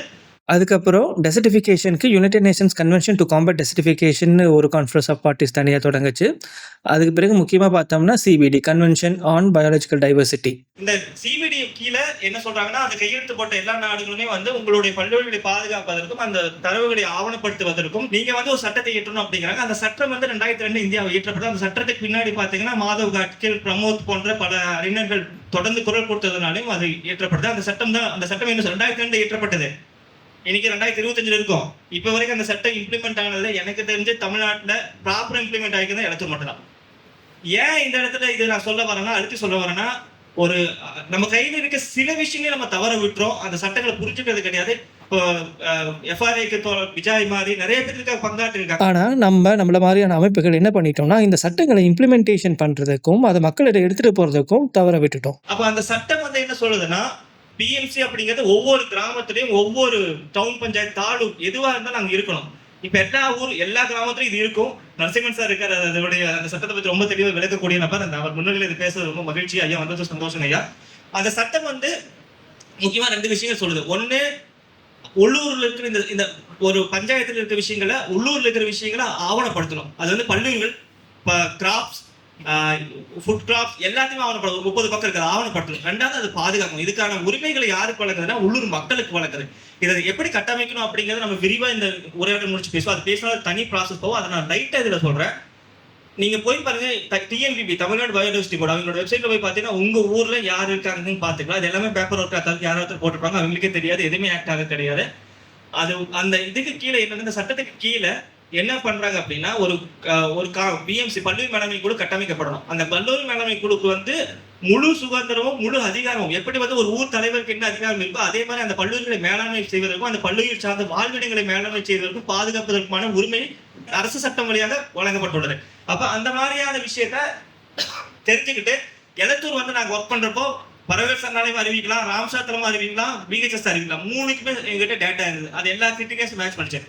அப்ப தொடர்ந்து மல்டிபிள் டிஸ்கஷன் நடந்து நக்கீரன் ஐயா, நரசிம்மன் சார் ஏகப்பட்ட பேர்த்து நான் தொடர்ந்து ஏகப்பட்ட பேர்த்துட்டு பேசினப்போ இது பிஹெச்எஸ் அறிவிக்கலாம் அப்படின்னு ஒரு முடிவுக்கு வந்து, பிஹெச்எஸ் அறிவிக்கிறப்போ ஃபர்ஸ்ட் பிஎம்சி இருக்கணும். பயோடைவர்சிட்டி ஹெரிட்டேஜ் சைட்டை நீங்க ஒரு இடத்த பாதுகாக்கணும், ஒரு அறிவிக்கணும் அப்படின்னா அங்க ஃபர்ஸ்ட் பிஎம்சி இருக்கணும், பயோடைவர்சிட்டி மேனேஜ்மெண்ட் கமிட்டி இருக்கணும், பல்லுயிர் மேலாண்மை குழு இருக்கணும். அந்த குழு ஒரு தீர்மானம் போட்டா தான் பிஹெச்எஸ்ஸாவே வரும். அந்த குழுக்கு வந்து தீர்மானம் போடுறதுக்கான எல்லா உரிமைகளும் இருக்கும். நம்ம கிராம சபை மாதிரி அந்த 4 நாள் தான் தீர்மானம் போடணும் அவசியம் கிடையாது. எப்ப வேணா கூட 7 பேர், அந்த 7 பேரும் அந்த கிராம பஞ்சாயத்துக்குள்ள ஓட்டர் ஐடி வச்சிருக்கணும். அந்த 7 பேர்ல 20 பெண்களாக இருக்கணும், 20 வந்து எஸ்சி எஸ்டில 20 இருக்கணும். இந்த மாதிரியான வரைமுறைகள் தெளிவாக இருக்கு. அந்த நக்கிரானியா பேசின மாதிரி அந்த சாதிய கட்டுப்பாடுகளை கடந்து அனைவருக்கும் பொதுவான சட்டமாக அது நம்ம வெளிக்கொண்டு வந்திருக்காங்க. அதை ப்ராப்பரா ரீகான்ஸ்டியூட் பண்ணணும். திருப்பி சொல்ற, ப்ராப்பரா அதுல குறிப்பா வந்து அந்த எந்த மாதிரியான மக்களை உள்ள எடுத்துட்டு வந்தோம் அப்படின்னா, யாருக்கெல்லாம் உண்மையாலுமே அந்த சூழல் இருக்கக்கூடிய அந்த பகுதியில் இருக்கக்கூடிய இயற்கை சூழல் மேல ஒரு ஆர்வமும் அதை பாதுகாக்கணும் ஒரு எண்ணமும் உணர்வுபூர்வமா இருக்கும். அவங்க நம்ம எடுத்துட்டு வந்தோம். அதை எப்படி எடுக்கிறதுக்கு முடிஞ்சா முன்னாடி நடத்தின இயற்கை நடைகள் யாருன்னா எங்களோட இயற்கை நடைகளுக்கு வந்தாங்களோ அவங்களும். ஏன்னா இயற்கை நடை வந்து நம்ம எப்பவுமே வந்து ஓப்பன் ஈவெண்ட்ஸ் வாலண்டியரா வரங்குதான். அவங்களுக்கு ஏதாச்சும் இருந்தா தான் இந்த நிகழ்வு வருவாங்க. ஏன்னா இதுல வந்து நம்மளும் காசு கொடுக்க மாட்டோம், அவங்களுக்கு காசு கொடுக்க மாட்டாங்க, அந்த மாதிரி விஷயம். அப்ப இதுல வந்து நவம்பர் 13 நரசிம்மன் சார் நவம்பர் 10 வந்துட்டு போறாரு, 13 வந்து கான்ஸ்டியூட் பண்றோம் எலத்தூர் டவுன் பஞ்சாயத்துல. அது குறிப்பா பாத்தீங்கன்னா நடுவழிக்கை இஓ எக்ஸிக்யூட்டிவ் ஆஃபீஸர் கிருத்திகான்னு சொல்லிட்டு, அப்பதான் யங் ஆஃபீஸர் எக்ஸாம் எழுதி ஸ்ட்ரெயிட்டா வராங்க. அவங்க புரிஞ்சுக்கிட்டு ஒரு வாரத்தை அதை புரிஞ்சுக்கிட்டு இந்த சட்டத்தை வந்து இந்த கமிட்டியை கட்டமைச்சு அதுக்கான செக்ரட்டரியேட் வந்து அந்த டவுன் பஞ்சாயத்து இருக்கிறப்ப எக்ஸிக்யூட்டிவ் ஆஃபீஸர் இருப்பாங்க. அது பண்ணிட்டு அதுக்கப்புறம் வனத்துறையா அதுல முன்மூலம் ஜெகதீசனா இருக்காங்க. இது எல்லாமே வந்து கட்டமைக்கிறோம். இந்த கட்டமைச்சதுக்கு அப்புறம் மக்கள் கையில அதுக்கு போதும். அது வரைக்கும் அந்த மக்கள் வந்து அந்நியப்பட்டிருந்தாங்க. இது தமிழ்நாட்டுல எல்லா பக்கம் இருக்கக்கூடியதான். பொதுவாகவே வந்து நம்மளோட இடங்களை விட்டு அந்நியப்பட்டிருப்பாங்க. அந்த அந்நியப்படுதல் வந்து குறைய ஆரம்பிக்குது. அடுத்து போலாம். இப்போ மக்கள் உள்ள வந்துட்டாங்க. நாங்க வெளியே சப்போர்ட் பண்றோம். மக்கள் வந்தாலும் அவங்களுக்கான சூழலியல் புரிதலை நம்ம தொடர்ந்து வழங்கிக்கிட்டே இருக்கணும். அவங்க வந்து கொஞ்சம் கொஞ்சமா மேன்மைப்பட்டுக்கணும். அவங்க வந்ததுக்கு அப்புறம் ஒவ்வொரு விஷயங்களும் ஆவணப்படுத்த ஆரம்பிக்கிறாங்க. குளத்துக்குள்ள நடக்க ஆரம்பிக்கிறாங்க. அதை பார்க்க ஆரம்பிக்கிறாங்க. அது குறிப்பா ஓப்பன் டிஃபிகேஷன், திறந்த வழி மனக்கழிப்பு, அரசோட ரெக்கார்ட்ஸ் படி அங்க எதுவுமே கிடையாது. ஆனா இப்ப வந்து நம்ம பிஎஃப்சி மெம்பர்ஸ் எல்லாமே போட்டு ஆவணப்படுத்தி கலெக்டர் கொடுத்ததுக்கு அப்புறம் அவர் திருப்பி வந்து பிஹெச்சியில கூப்பிட்டு அவங்க சொல்லியிருக்காங்க. நாங்க ஃபர்ஸ்ட் கொடுக்குறப்போ புது ஈவோ வந்து அங்கெல்லாம் எதுவுமே இல்லைன்னு சொல்றாங்க. அடுத்த நாள் ப்ரூஃப் வந்து மக்கள் எடுத்து கொடுக்குறாங்க. குப்பை ஒரு நாள் கொட்டுறாங்க, அடுத்த நாள் கலெக்டர் பிஎம்சி கமிட்டி மூலமா வெளியே கொண்டு வர அது நகற்றப்படுது. இந்த மாதிரி சின்ன சின்ன பிரச்சனைகள் சால்வ் ஆகிட்டே வந்துட்டு இருக்கு. அடுத்து வேட்டை சட்ட ரீதியாக அது தவறுதான். அப்போ அதை தவிர்க்கிறதுக்கு வந்து என்னெல்லாம் பண்ணலாங்கிறப்ப அங்கே இருக்கிற மக்களை வந்து தொடர்ந்து விழிப்புணர்வு ஏற்படுத்த வரோம். கொஞ்சம் கொஞ்சமாக அவங்கள வேட்டையிலிருந்து தவிர்த்து பார்க்குறோம். அதில் குறிப்பாக பிஎம்சி சேர்ந்தவர்கள் அங்கே இருக்கிற பறவைகள்லாம் அடிபட்டு இருந்ததுன்னா அதை எடுத்து பாதுகாக்கிற நிலைமைக்கு வராங்க. அது இன்னொன்று முக்கியமாக டாக்குமெண்டேஷன். காலையிலேருந்து எல்லாம் பேசுறீங்க, இதை கிளியராக டாக்குமெண்ட் பண்ணிட்டே வரணும். ஒவ்வொரு நாளும் என்னென்ன பண்ணுறாங்க அப்படிங்கிறத கிளியராக டாக்குமெண்ட் நடந்துக்கிட்டே இருக்கும். அது பிஎம்சி நோட் எடுத்து வந்திருப்பாங்க, நீங்கள் பார்க்கலாம். அப்புறம் மேன்மைப்படுத்துதல், பாதுகாப்பு ஃபர்ஸ்ட் உறுதி பண்ணதுக்கு அப்புறம் மேன்மைப்படுத்துதல். அதுல ஜெகதீஷ் அண்ணா வந்ததுக்கு அப்புறம் மண்ணின் மரங்கள் ஆய்வுக்கு உட்பட்டு அதை வைக்க ஆரம்பிச்சாங்க. உள்ளூர் மக்களை பார்க்க ஆரம்பிக்கிறாங்க. இதுக்கு அடுத்து வந்து அடுத்தடுத்த கட்டம். இப்போ இந்த தீபாவளிக்கு வந்தப்ப அரசோட அனுமதி பெற்று அது சுற்று வட்டாரத்தில் இருக்கு. அதெல்லாம் பெரிய விஷயம், நம்பவே முடியல. நான் இங்க இல்ல, வெளியூர்ல தான் இருக்கேன்.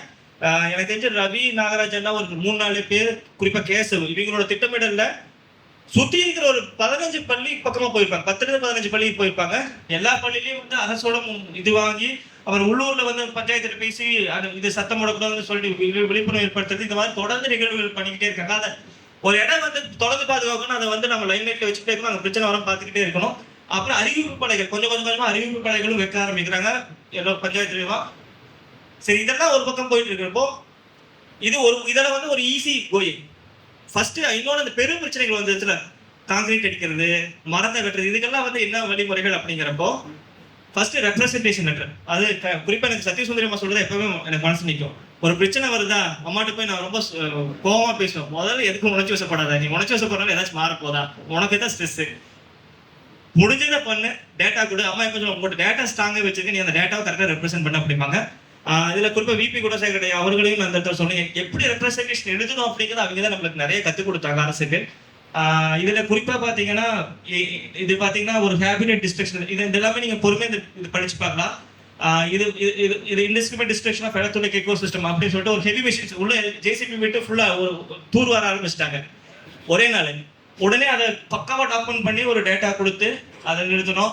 இது வந்து எலக்ட்ரானிக் வழி திருந்தமணி கிளப்பு, இது இந்த ஓப்பனிஃபிகேஷனுக்காக என்னென்ன சட்டங்கள் இருக்கோ அதெல்லாம் உட்பகுத்தி ஒரு ரெப்ரசன்டேஷன். இது வந்து நம்ம ஒரு போராட்ட வழிமுறைகள்ல ரொம்ப முக்கியமானது. நம்ம செய்தி கொண்டு வரதெல்லாம் ஒரு அப்பார்ட் ஃப்ரம் த சிஸ்டம் தான். சிஸ்டம்குள்ள ஒர்க் பண்ணோம் அப்படின்னா நம்ம ஃபர்ஸ்ட் அவங்க தெரியப்படுத்தணும். அந்த தெரியப்படுத்துங்கிறது அனைவருக்குமான ஜனநாயக உரிமை, அதை நம்ம செய்யணும். தெரியப்படுத்தி எது நடக்குதுங்கிறப்போ அடுத்த கட்டத்தை நம்ம நகரணும், அதோட நின்றக்கூடாது. அது ஆர்டிஐ. இது ஆர்டிஐ போடுறது நம்ம குறிப்பா வந்து நிறைய பேர் அதில் உதவி இருக்காங்க. அதுல பல கட்சிகளை சார்ந்தவர்களும் நம்மளுக்கு உதவி இருக்காங்க. அதுல பாத்தீங்கன்னா இதுல கிளியரா கேட்டிருப்போம், அந்த இன்ஃபர்மேஷன் ஆர்டிஐ இந்த எலக்ட்ரல் குளத்துல இருக்கிற பொதுவெல்லாம் காலி பண்ணிட்டாங்க பஞ்சாயத்து விட்டு. உடனே ஒரு ஆர்டிஐ, இதெல்லாம் எதுக்கு பண்ணீங்க, எந்த பஞ்சாயத்து மீட்டிங் இதை முடிவு பண்ணீங்க, படிச்சு பாத்தீங்கன்னா தெரியும் யார் இதுக்கு கான்ட்ராக்ட் கொடுத்து அதுக்கு எவ்வளவு செலவு பண்ணீங்க. இந்த மாதிரி கேள்விகள் கேட்கறத அவங்க வந்து அது பதில் சொல்லி அடுத்து பண்ண மாட்டாங்க. எவனோ ஒரு கேள்வி எல்லாம் கேட்கறாங்க, இதெல்லாம் பதில் சொல்ல முடியாது. எனக்கு பதில் சொல்ல மாட்டிப்பான். இது எல்லாமே சட்டத்துக்கு புறமாக அவங்க ஏதோ ஒரு இதுக்காக பண்ணதா. அடுத்து ரெண்டாவது பாத்தீங்கன்னா அந்த எலக்ட்ரிக் குளத்துக்கு மிகப்பெரிய பிரச்சனைனா கழிவுநீர். நம்பியோட கழிவுநீர் முழுவதும் இங்க வந்துட்டு இருக்கு. அதை சரி பார்க்கறதுக்கு என்ன எஸ்டிபி போடுறாங்கன்னு ஒரு விஷயம் சொன்னாங்க. அப்ப அது எப்படி போடுறாங்க, என்ன போடுறாங்கன்னு நம்மளுக்கு தெரியவே தெரியாது. நக்கீரனே பேச சொன்னாரு, ஃபண்ட் எங்கிருந்தோ வரும், 10 ஆண்டு கழிச்சு தான் நம்மளுக்கே தெரியும் இந்த ஃபண்ட் இதுக்கு தான் வந்துச்சு அப்படிங்கிறது. அப்போ வந்து அந்த பிரச்சனை வந்திருக்கு. அந்த கன்ஸ்ட்ரக்ஷன் அதோட இம்ப்ளிமெண்டேஷன் முடிஞ்சு தொந்தரவுகள் வந்திருக்கு. அந்த இம்ப்ளிமெண்டேஷன் எங்க நடக்குன்னு தெரிஞ்சுக்கிறது இப்போ ரொம்ப சேலஞ்சிங்கான விஷயம். அது வந்து ஒரு பெருக்குழுனாலதான் சாத்தியமாகும். எங்களுக்கு இப்போ சூழலும்னா எங்களுக்கு பின்னாடி வந்து சத்யசுந்தரியமா இந்த மாதிரி நிறைய பேர் இருக்காங்க. அவங்களோட வழிகாட்டல் இது எல்லாமே நடந்துட்டு இருக்கு. இதுல பாத்தீங்கன்னா கடைசிக்கு பாத்தீங்கன்னா இந்த ப்ராசஸ் போயிட்டே இருக்கு. பிஹெச்எஸ் வந்து ஒரு கட்டத்தை என்ன ஆயிடுதுன்னா ஸ்டாப் ஆயிடுது. அது மல்டிபிள் பொலிட்டிக்கல் ரீசன்ஸ் இருக்கு. அங்க என்ன ஆயிடுதுன்னா பிசிசி வந்து பார்த்துட்டு போயிடாரு. அதுக்கப்புறம் வந்து கிட்டத்தட்ட 3 மாசத்துக்கு வரவே இல்லை. உடனே அதுக்கு ஒரு ஆர்டிஐ. இங்க வந்து பாத்தீங்கல்ல அதோட அவுட்கம்ஸ் என்ன, ஏன் வரல, என்ன பிரச்சனை அப்படிங்கிற ஆர்டி. இந்த ஆர்டிஐ போட்டோன்னு எங்களுக்கு கூப்பிட்டு சார் இந்த மாதிரி யாரும் ஆர்டிஐ போட்டிருக்காங்க, அவங்களுக்கு தெரியும் நாங்க தான் போட்டிருக்கோம், ஆனா நம்ம பேர்ல போகாது வேற யாராச்சும் பேர் போகும். இது என்ன சார் சொல்லிட்டு போர்டு இருந்து கேட்பாங்க போர்டு இருந்து. அப்போ இந்த மாதிரி தொடர்ந்து அரசு நம்ம கேள்விக்கு உட்படுத்திக்கிட்டே இருக்கணும். ஆர்டிஐ மாதிரியான சட்டங்களை நம்ம பயன்படுத்திக்கணும். இது அடுத்த கட்டமான விஷயங்கள். நரசிம்மன் சார் வந்து அங்க நம் உள்ளூர் மக்கள் கிட்ட அந்த மண்ணின் மரங்கள் அதோட தாவரங்கள் பார்த்து ஒரு தெளிவை கொடுத்துறாங்க. அதெல்லாம் ரொம்ப நரசிம்மன் சார் நாங்க பெரிய நன்றி கடமைப்பட்டிருக்கோம். எதுவுமே எதிர்பார்க்க மாட்டேன், கூப்பிட்டா இவ்வளவு பண்றீங்க வந்துடுறேன் அப்படின்னு சொல்லிட்டு அவரு முடியலன்னா கூட கிளம்பி வந்துருவாரு. அதுல பண்ணின ஒரு விஷயம் அது அவர் வந்தப்போ ஒரு தமிழ்நாட்டில் ஒரு முன்மாதிரியா ஒரு லைஃப் சீட் பேங்க் மாதிரி நிறைய மண்ணின் தாவரங்கள் வச்சிருக்கோம். ஜெகதீசன் இருக்கீங்களா? ஜெகதீசன் இல்ல, ஜெகதீசன் தான் எந்திரனா. இவருக்கு ஒரு மிகப்பெரிய கைதட்டல் வழங்கணும். ஜெகதீசன் வந்து சித்தோலை சார்ந்தவர், சூப்பர் மார்க்கெட் வச்சிருக்காரு. அவருக்கு அவர் மூணு சூப்பர் மார்க்கெட் வச்சிருக்காரு. அவர் பயங்கரமான பிஸி. அதுக்கு இடையிலேயே வந்து இதுக்கு சப்போர்ட் பண்றாரு. இந்த மாதிரி நிறைய பேர்த்து உள்ள கொண்டு வரணும். அது ரொம்ப முக்கியமான விஷயம். ஓகே, இது அதே நேரத்துல அரசு அதிகாரிகள்ல நம்ம நேரா சொல்றதை விட ஒரு இடம் உண்மையான உயிர்ப்போடு இருக்குன்னா அவங்க கூட்டிட்டு வந்து உணர வைக்கணும். அந்த உணர்தல் வந்து ரொம்ப ரொம்ப முக்கியமா இருந்துச்சு. அது நான் மனசுல ரொம்ப முக்கியமா இடத்து கொடுத்து பாதுகாத்து நகர்வுனா ராஜகோபால் சுகாரா சார் வந்து எனக்கு தெரிஞ்ச May 24, 2024 ஒரு 4 மணிக்கு வந்து அந்த குளத்தை ஃபுல்லாமே சுத்தி காமிச்சாரு. அது 7 மணி வரைக்கும் பார்த்தாரு. அது ரொம்ப முக்கியம். அந்த ஸ்கில் ரொம்ப ரொம்ப ரொம்ப முக்கியம். நேச்சுரல் எஜுகேட்டரா நீங்க இருக்கிறப்போ வெறும் பேர்ட்ஸ் மட்டும் இல்லாம பேர்ட்ஸே ஏறினாலும் நம்ம எதை சுத்தி காமிக்கணும் அப்படிங்கிறது விஷயங்கள் தெரிஞ்சுக்கணும். அவர் வந்தப்ப எக்ஸுவே காமிச்சோம், இது எக்ஸோ ஸ்கெலிட்டன்ஸை காமிச்சோம், ஃபிஷ் டோனோட எக்ஸை காமிச்சோம், ஃப்ரெஷ் வாட்டர் எக்கோசிஸ்டத்தை காமிச்சோம், எல்லா ஹேபிடேட்ஸையும் காமிச்சோம். அவர் சுத்தி போயிட்டுன்னா அவர் உணர்ந்துட்டார் இது எக்காட்டு கொண்டு விட்டுறக்கூடாதுங்கிறது. அவர் கடைசி வரைக்கும் அந்த ஸ்டாண்டு நின்னாரு. நிறைய பொலிட்டிக்கல் ப்ரெஷர் வந்தாலுமே இது வந்து இந்த ப்ரொபோசல் கொடுத்ததுக்கு அப்புறம் பிசிசிஎஃப் பயோடைவர்சிட்டி போர்டுக்கே தனியா ஒரு பிசிசிஎஃப் இருப்பாங்க. அப்ப அந்த கட்டத்துல வந்து விஜயேந்திர சிங் மாலிக் சார் இருந்தாரு. அவங்களுக்கு எல்லாத்துக்கும் ஒரு சந்தேகம், எப்படா இவனுக்கு இவ்வளவு ஃபாஸ்டா நகர்த்துறாங்க என்னன்னே புரிய மாட்டேங்குது அப்படி ஒரு சந்தேகம் வந்துச்சு. ஆனா அவங்க அந்த சந்தேகம் வந்து திருப்பி யார்ட்டு கேட்பாங்க, அங்க இருந்து இஓடியோ இல்ல அங்க இருக்கிற டிஎஃப்ஓடியோ யார்ட்டே தான் கேட்பாங்க. இங்க என்ன ஒரு நல்ல விஷயம் இருக்குது, எல்லாத்துக்குமே ஒரு புரிதல் உருவாக்கி அந்த டேட்டா தான் அதுக்கு அடிப்படையான காரணம். இதே ஒரு நிமிஷம் சாரி. இதுல பாத்தீங்கன்னா பிசிசிஎஃப் சார் இருப்பாரு, சிசிஎஃப் ராஜ்குமார் சார், அதுக்கப்புறம் டிஎஃப்ஓ அப்பாலோ நாயுடு சார். இவங்க 3 பேருமே இதுல ரொம்ப முக்கியமான பங்காட்டாங்க. இந்த பக்கம் இருக்கிறது தான் உள்ளூர் மக்கள். அவங்க ஊர் பிரசிடென்ட், அவங்க இஓ எக்ஸிகியூட்டிவ் ஆஃபீஸர். இது நாகராஜ் அண்ணா வந்து நம்ம பிஎம்சி தலைவர். இதுல பாத்தீங்கன்னா இதுல சூழ்நிலை நம்ம முக்கியமா பாராட்டியோம்னா அது குறிப்பா ஜனார்த்தன். இந்த மாதிரி ரொம்ப முக்கியமான நிகழ்வுகள் வரப்போ நவீன் வந்துருவாரு, சதீஷ் இருப்பாரு, கேசவ் இருப்பாங்க, ரவி. இந்த பக்கத்துல உள்ளூர் மக்கள், அரசை சார்ந்தவர்கள், பக்கத்துல பள்ளியாசிகள். இது இந்த யார் வந்தாங்கனாலே அங்க பல பேர் வந்துருவாங்க. இந்த இடத்த காப்பாத்துறங்கிற ஒரு குரல் பல பேர்த்துக்கு வரப்போ அந்த அதிகாரிகளுக்கு அது ஈஸியா புரிஞ்சிடும். அப்புறம் பல பேருக்கு உள்ள கொண்டு வந்த ஃபுட்பால் மேட்டர்ஸ். இதில் பார்த்தீங்கன்னா சதீஸ்வரர் டாக்டர்மா எனக்கு தெரிஞ்சது 2023 நினைக்கிறேங்கம்மா நீங்க ஃபர்ஸ்ட் வந்தது இந்த போட்டோ. இது நக்கீரன் ஐயாவும் பிபி குணசேகரன் ஐயாவும் இந்த போட்டோ இதெல்லாம் வந்து அப்போ வந்தது. இதுல இன்னொன்று பொலிட்டிக்கலா நம்ம மூவ் பண்றப்போ ஒரே ஒரு விஷயம் என்னன்னா, கட்சி ரீதியா போகாம எம்பி எம்எல்ஏ அங்க மக்கள் பிரதிநிதிகள் யாரு இருக்காங்களோ அவங்க அந்த இடத்துக்கு கண்டிப்பா கூப்பிட்டு வரணும். அவங்க எந்த கட்சியா இருந்துட்டு போறாங்க, நம்மளுக்கு அது பிரச்சனை கிடையாது. ஒரு எம்பியாவோ எம்எல்ஏவோ அவங்களோட ரெப்ரஸன்டேஷன் மக்களுடைய ரெப்ரஸன்டேட்டிவ் அவங்க வந்து ரெப்ரசென்ட் பண்ண. அது குறிப்பா அப்போ இருக்கிற எம்எல்ஏ செங்கோட்டையன் அவர்கள் வந்து சுத்தி பார்த்துட்டு அவர் வந்துட்டு ஒரு நல்ல விஷயம் என்னன்னா, அங்க உள்ளூருக்கு விவசாய மக்கள் தான் இதுல வந்து ஒரு பிரச்சனை போயிட்டே இருந்தது. அதை வந்து ஒரு ஷார்ட் அவுட் பண்ணிட்டு இதை பரவல் சரணம் அறிவிக்கணும் சொல்லிட்டு பேர் பக்கத்துல பல எக்ஸ்எம்பி சத்தியபாமா இருக்காங்க. இதுல பாத்தீங்கன்னா விபி குணசேகரனையா திருப்பி இந்த படத்துல நிறைய பேர் வந்திருக்காங்க. அதுல வந்து இவர் அனில் ராஜ்வாலே டெல்லியில் இருக்கக்கூடிய ஒரு இன்டெலெக்சுவல். இவர் வந்து ஐஐடி கரக்பூரை சார்ந்தவர், ராக்பூர் இருக்கக்கூட ஐஐடி சேர்ந்தவர். இவங்க எல்லாருமே பரிச்சயமான நரசிம்மன் ஐயா, ரவிச்சந்திரன் ஐயா, ஆர் கணேசன் ஐயா 3 பேருமே மிக முக்கியமான தாவரவியல் அறிஞர்கள் தமிழ்நாட்டு இந்திய அளவுல. ஆதிவழி பண்ணா இந்த மாதிரி பல பேர் உள்ள வந்துகிட்டே இருந்தாங்க தொடர்ந்து. பிறகு இந்த ரெப்ரஸன்டேஷன் ஃபர்ஸ்ட் நம்ம கொடுக்குறப்போ எல்லாத்துக்கும் அந்த ரெப்ரஸன்டேஷன் கொடுத்தோம். கொடுக்கறதே இந்த புக்கு தான் கொடுப்போம். இவர் அப்பாலோ நாயுடு சார் டிஎஃப்ஓ, இவர் சிசிஎஃப் ராஜ்குமார் சார் எல்லாத்துக்கும் அந்த புக்கு தான் ப்ரொபோசலே. நம்ம வந்து என்னோட ப்ரொபோசல் ட்ரெயினிங் கேட்டீங்கன்னா ஒண்ணுமே இருக்காது, புக்கு தான் ப்ரொபோசல் லெட்டர். இந்த ஒர்க் வந்து அப்போ ரெப்ரசென்ட் பண்ணப்ப ராஜ்குமார் சார் வந்து அப்ரிஷியேட் பண்ணி ஒரு அவார்டு கூட வழங்கிட்டாரு. இது இதோட நிக்க கிடையாது. எங்களோட நெட்வொர்க் எந்த அளவுக்கு வளர்ந்துச்சுன்னா, நான் சூழ்நிலை வளர எல்லா இடங்களையும் இதை பத்தி பேச ஆரம்பிச்சு. அதுல குறிப்பா 2 பேர் சொல்றது, ஜெக்மோகன் சர்மா டைரக்டர் ஆஃப் ஐஜிஎன்எஃப்சி, அதாவது இந்திரா காந்தி நேஷனல் ஃபாரஸ்ட் அகாடமியோட ஹெட்டா இருந்தார், டைரக்டர் இருந்தார். ஐஎஃப்எஸ்க்குள்ள ட்ரெயின் பண்றீங்க. அவரை நான் வந்து ஒரு நேஷனல் கான்ஃபரன்ஸ்ல 2025 ஸ்டார்டிங் ஜனவரியில பெங்களூர்ல சந்திக்கிறேன். பெங்களூர் சந்திக்கிறப்போ இதுல என்னன்னா நிறைய அரசு அதிகாரிகளுக்கு இந்த மாதிரி யாராச்சும் வேலை பண்ணிருக்காங்க இயங்கிட்டு இருப்பாங்க. அவர் பார்த்து நான் பேசுறது ஒர்க்க சொல்ல அவருக்கு ரொம்ப பிடிச்சி போச்சு. டைம் கொடுத்துட்டாரு. ஒரு 2 hours அந்த அன்னைக்கு வந்து நைட் பேசுறோம். அப்போ வந்து நாகமலையில் ஒரு பெரிய இஷ்யூ போயிட்டு இருந்தது. அதை எப்படி அணுகிறதுனே தெரியல. குறிப்பா சொல்லணும்னா அந்த லீகல் இன்ஃப்ராஸ்ட்ரக்சர் கூடிய ரோடு போடக்கூடிய ஒரு இஷ்யூ. அப்ப அவர் ஒரு தெளிவா ஒரு லீகல் ஃபேக்ட் ஒன்று சொல்றாரு. தீபக், இது வந்து கோதா டெவலப்மெண்ட் 1996 கேஸு கீழே it can be represented as a forest. There has been so much of trees. You just put forward a representation stating that as per the Supreme Court verdict of Goda development case, you can put forward it as a depression or destruction of a forest. இது பின்னாடி டெக்னிக்கலாக சொல்லணும்னா இது ரொம்ப ரொம்ப முக்கியம். நம்ம சட்டங்களை ரொம்ப தெளிவாக தெரிஞ்சுக்கணும். எந்த சட்டம் வந்தாலும் அதுக்கு எல்லா கிளாஸஸ் தெரிஞ்சுக்கணும். இந்த மாதிரி மக்களோட பேசுறப்போ எங்களோட பெரிய பலம் என்னன்னா என்பி ஆகட்டும், எஃப்ஆர்ஐ ஆகட்டும், WCF ஆகட்டும், எல்லாத்துக்குமே பேசிக்கா எல்லாமே நம்ம தெரிஞ்சு வச்சுப்போம். யார்கிட்ட பேசுறோம் அதில் நகருக்கு நிறைய பேருக்கு நம்ம பார்த்துப்போம். அதுக்கு குறிப்பா விஜய் மாதிரி நிறைய பேர் எங்களுக்கு ஹெல்ப் பண்ணிக்காங்க. அப்போ அவர் தொடர்ந்து எங்களுக்கு கைடன்ஸ் கொடுத்துருந்தாரு. இவர் வந்து சேர்பர்சன் ஃபார் NBA உடைய ஹெட் குவார்டர்ஸ் வந்து சென்னையில தான் இருக்கு.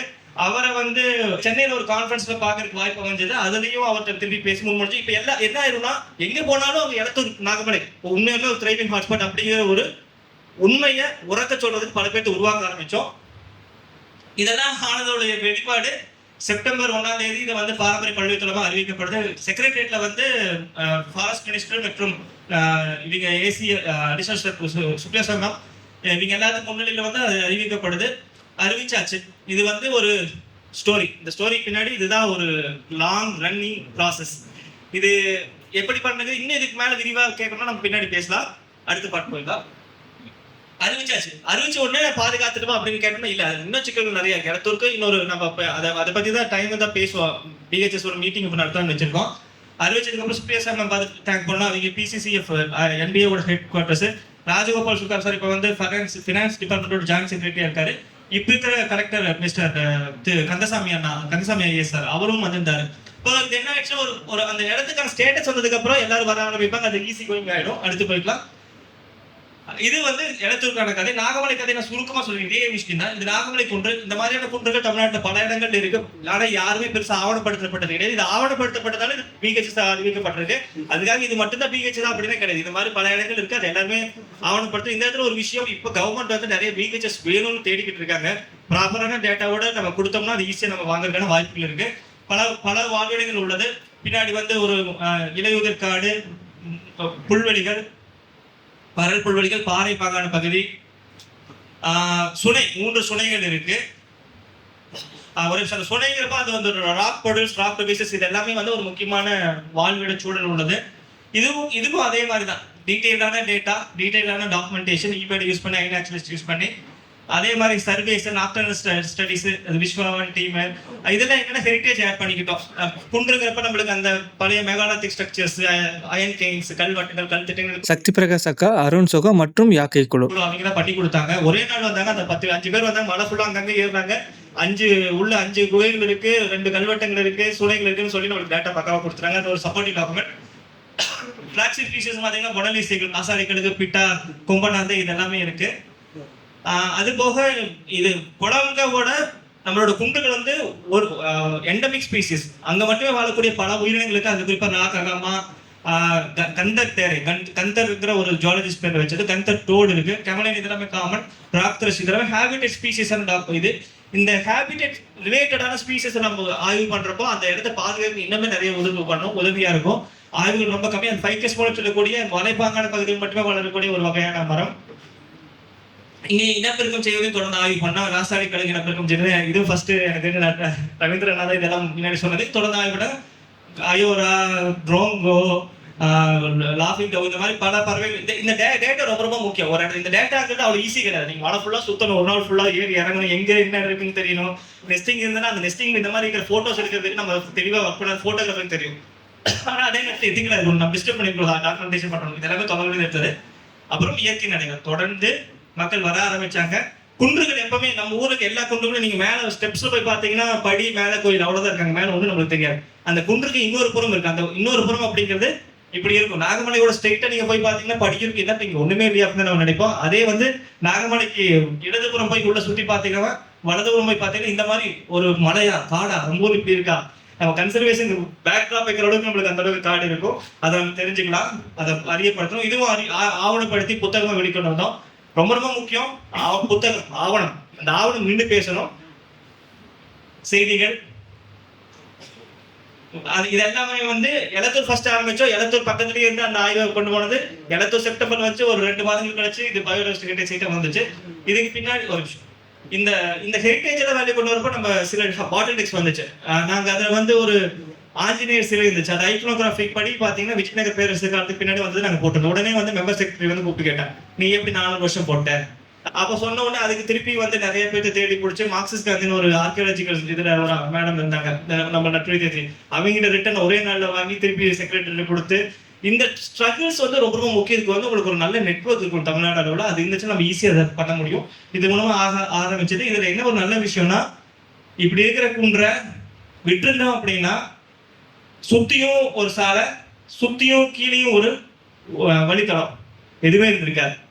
அதை இப்ப நிறுத்தியிருக்கோம்.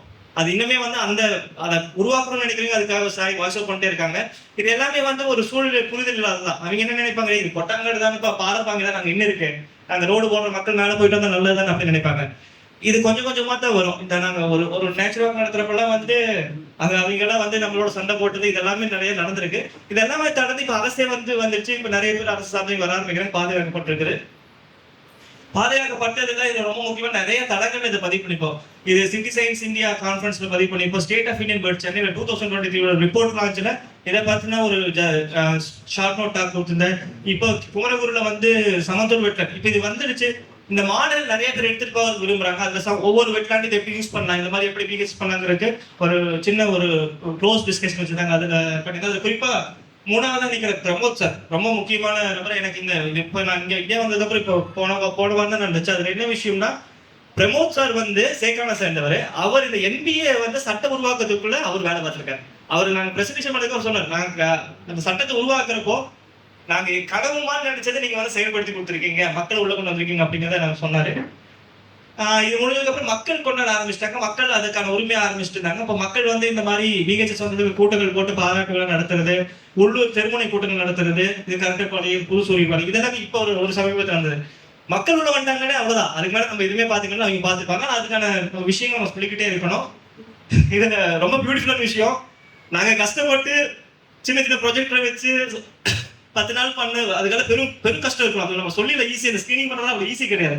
அந்த இடத்த பார்க்கணும், பேசணும், மக்கள்கிட்ட பேசணும், மக்களை புரிய வைக்கணும், அதுக்கான எலக்ட்ரிசிட்டி எடுக்கணும், ஸ்கிரீனை கட்டணும், இதெல்லாம் இருக்கு. இப்போ இந்த VHS வந்ததுக்கு அப்புறம் அது எப்படி ஆயிடுச்சுன்னா, அரசே வந்து அவங்களோட DE பேர் வெஹிக்கிள் மூலமா சுற்றியுள்ள பல பள்ளிகளுக்கும் போய் இதை பத்தி விழிப்புணர்வு ஏற்படுத்திட்டாங்க.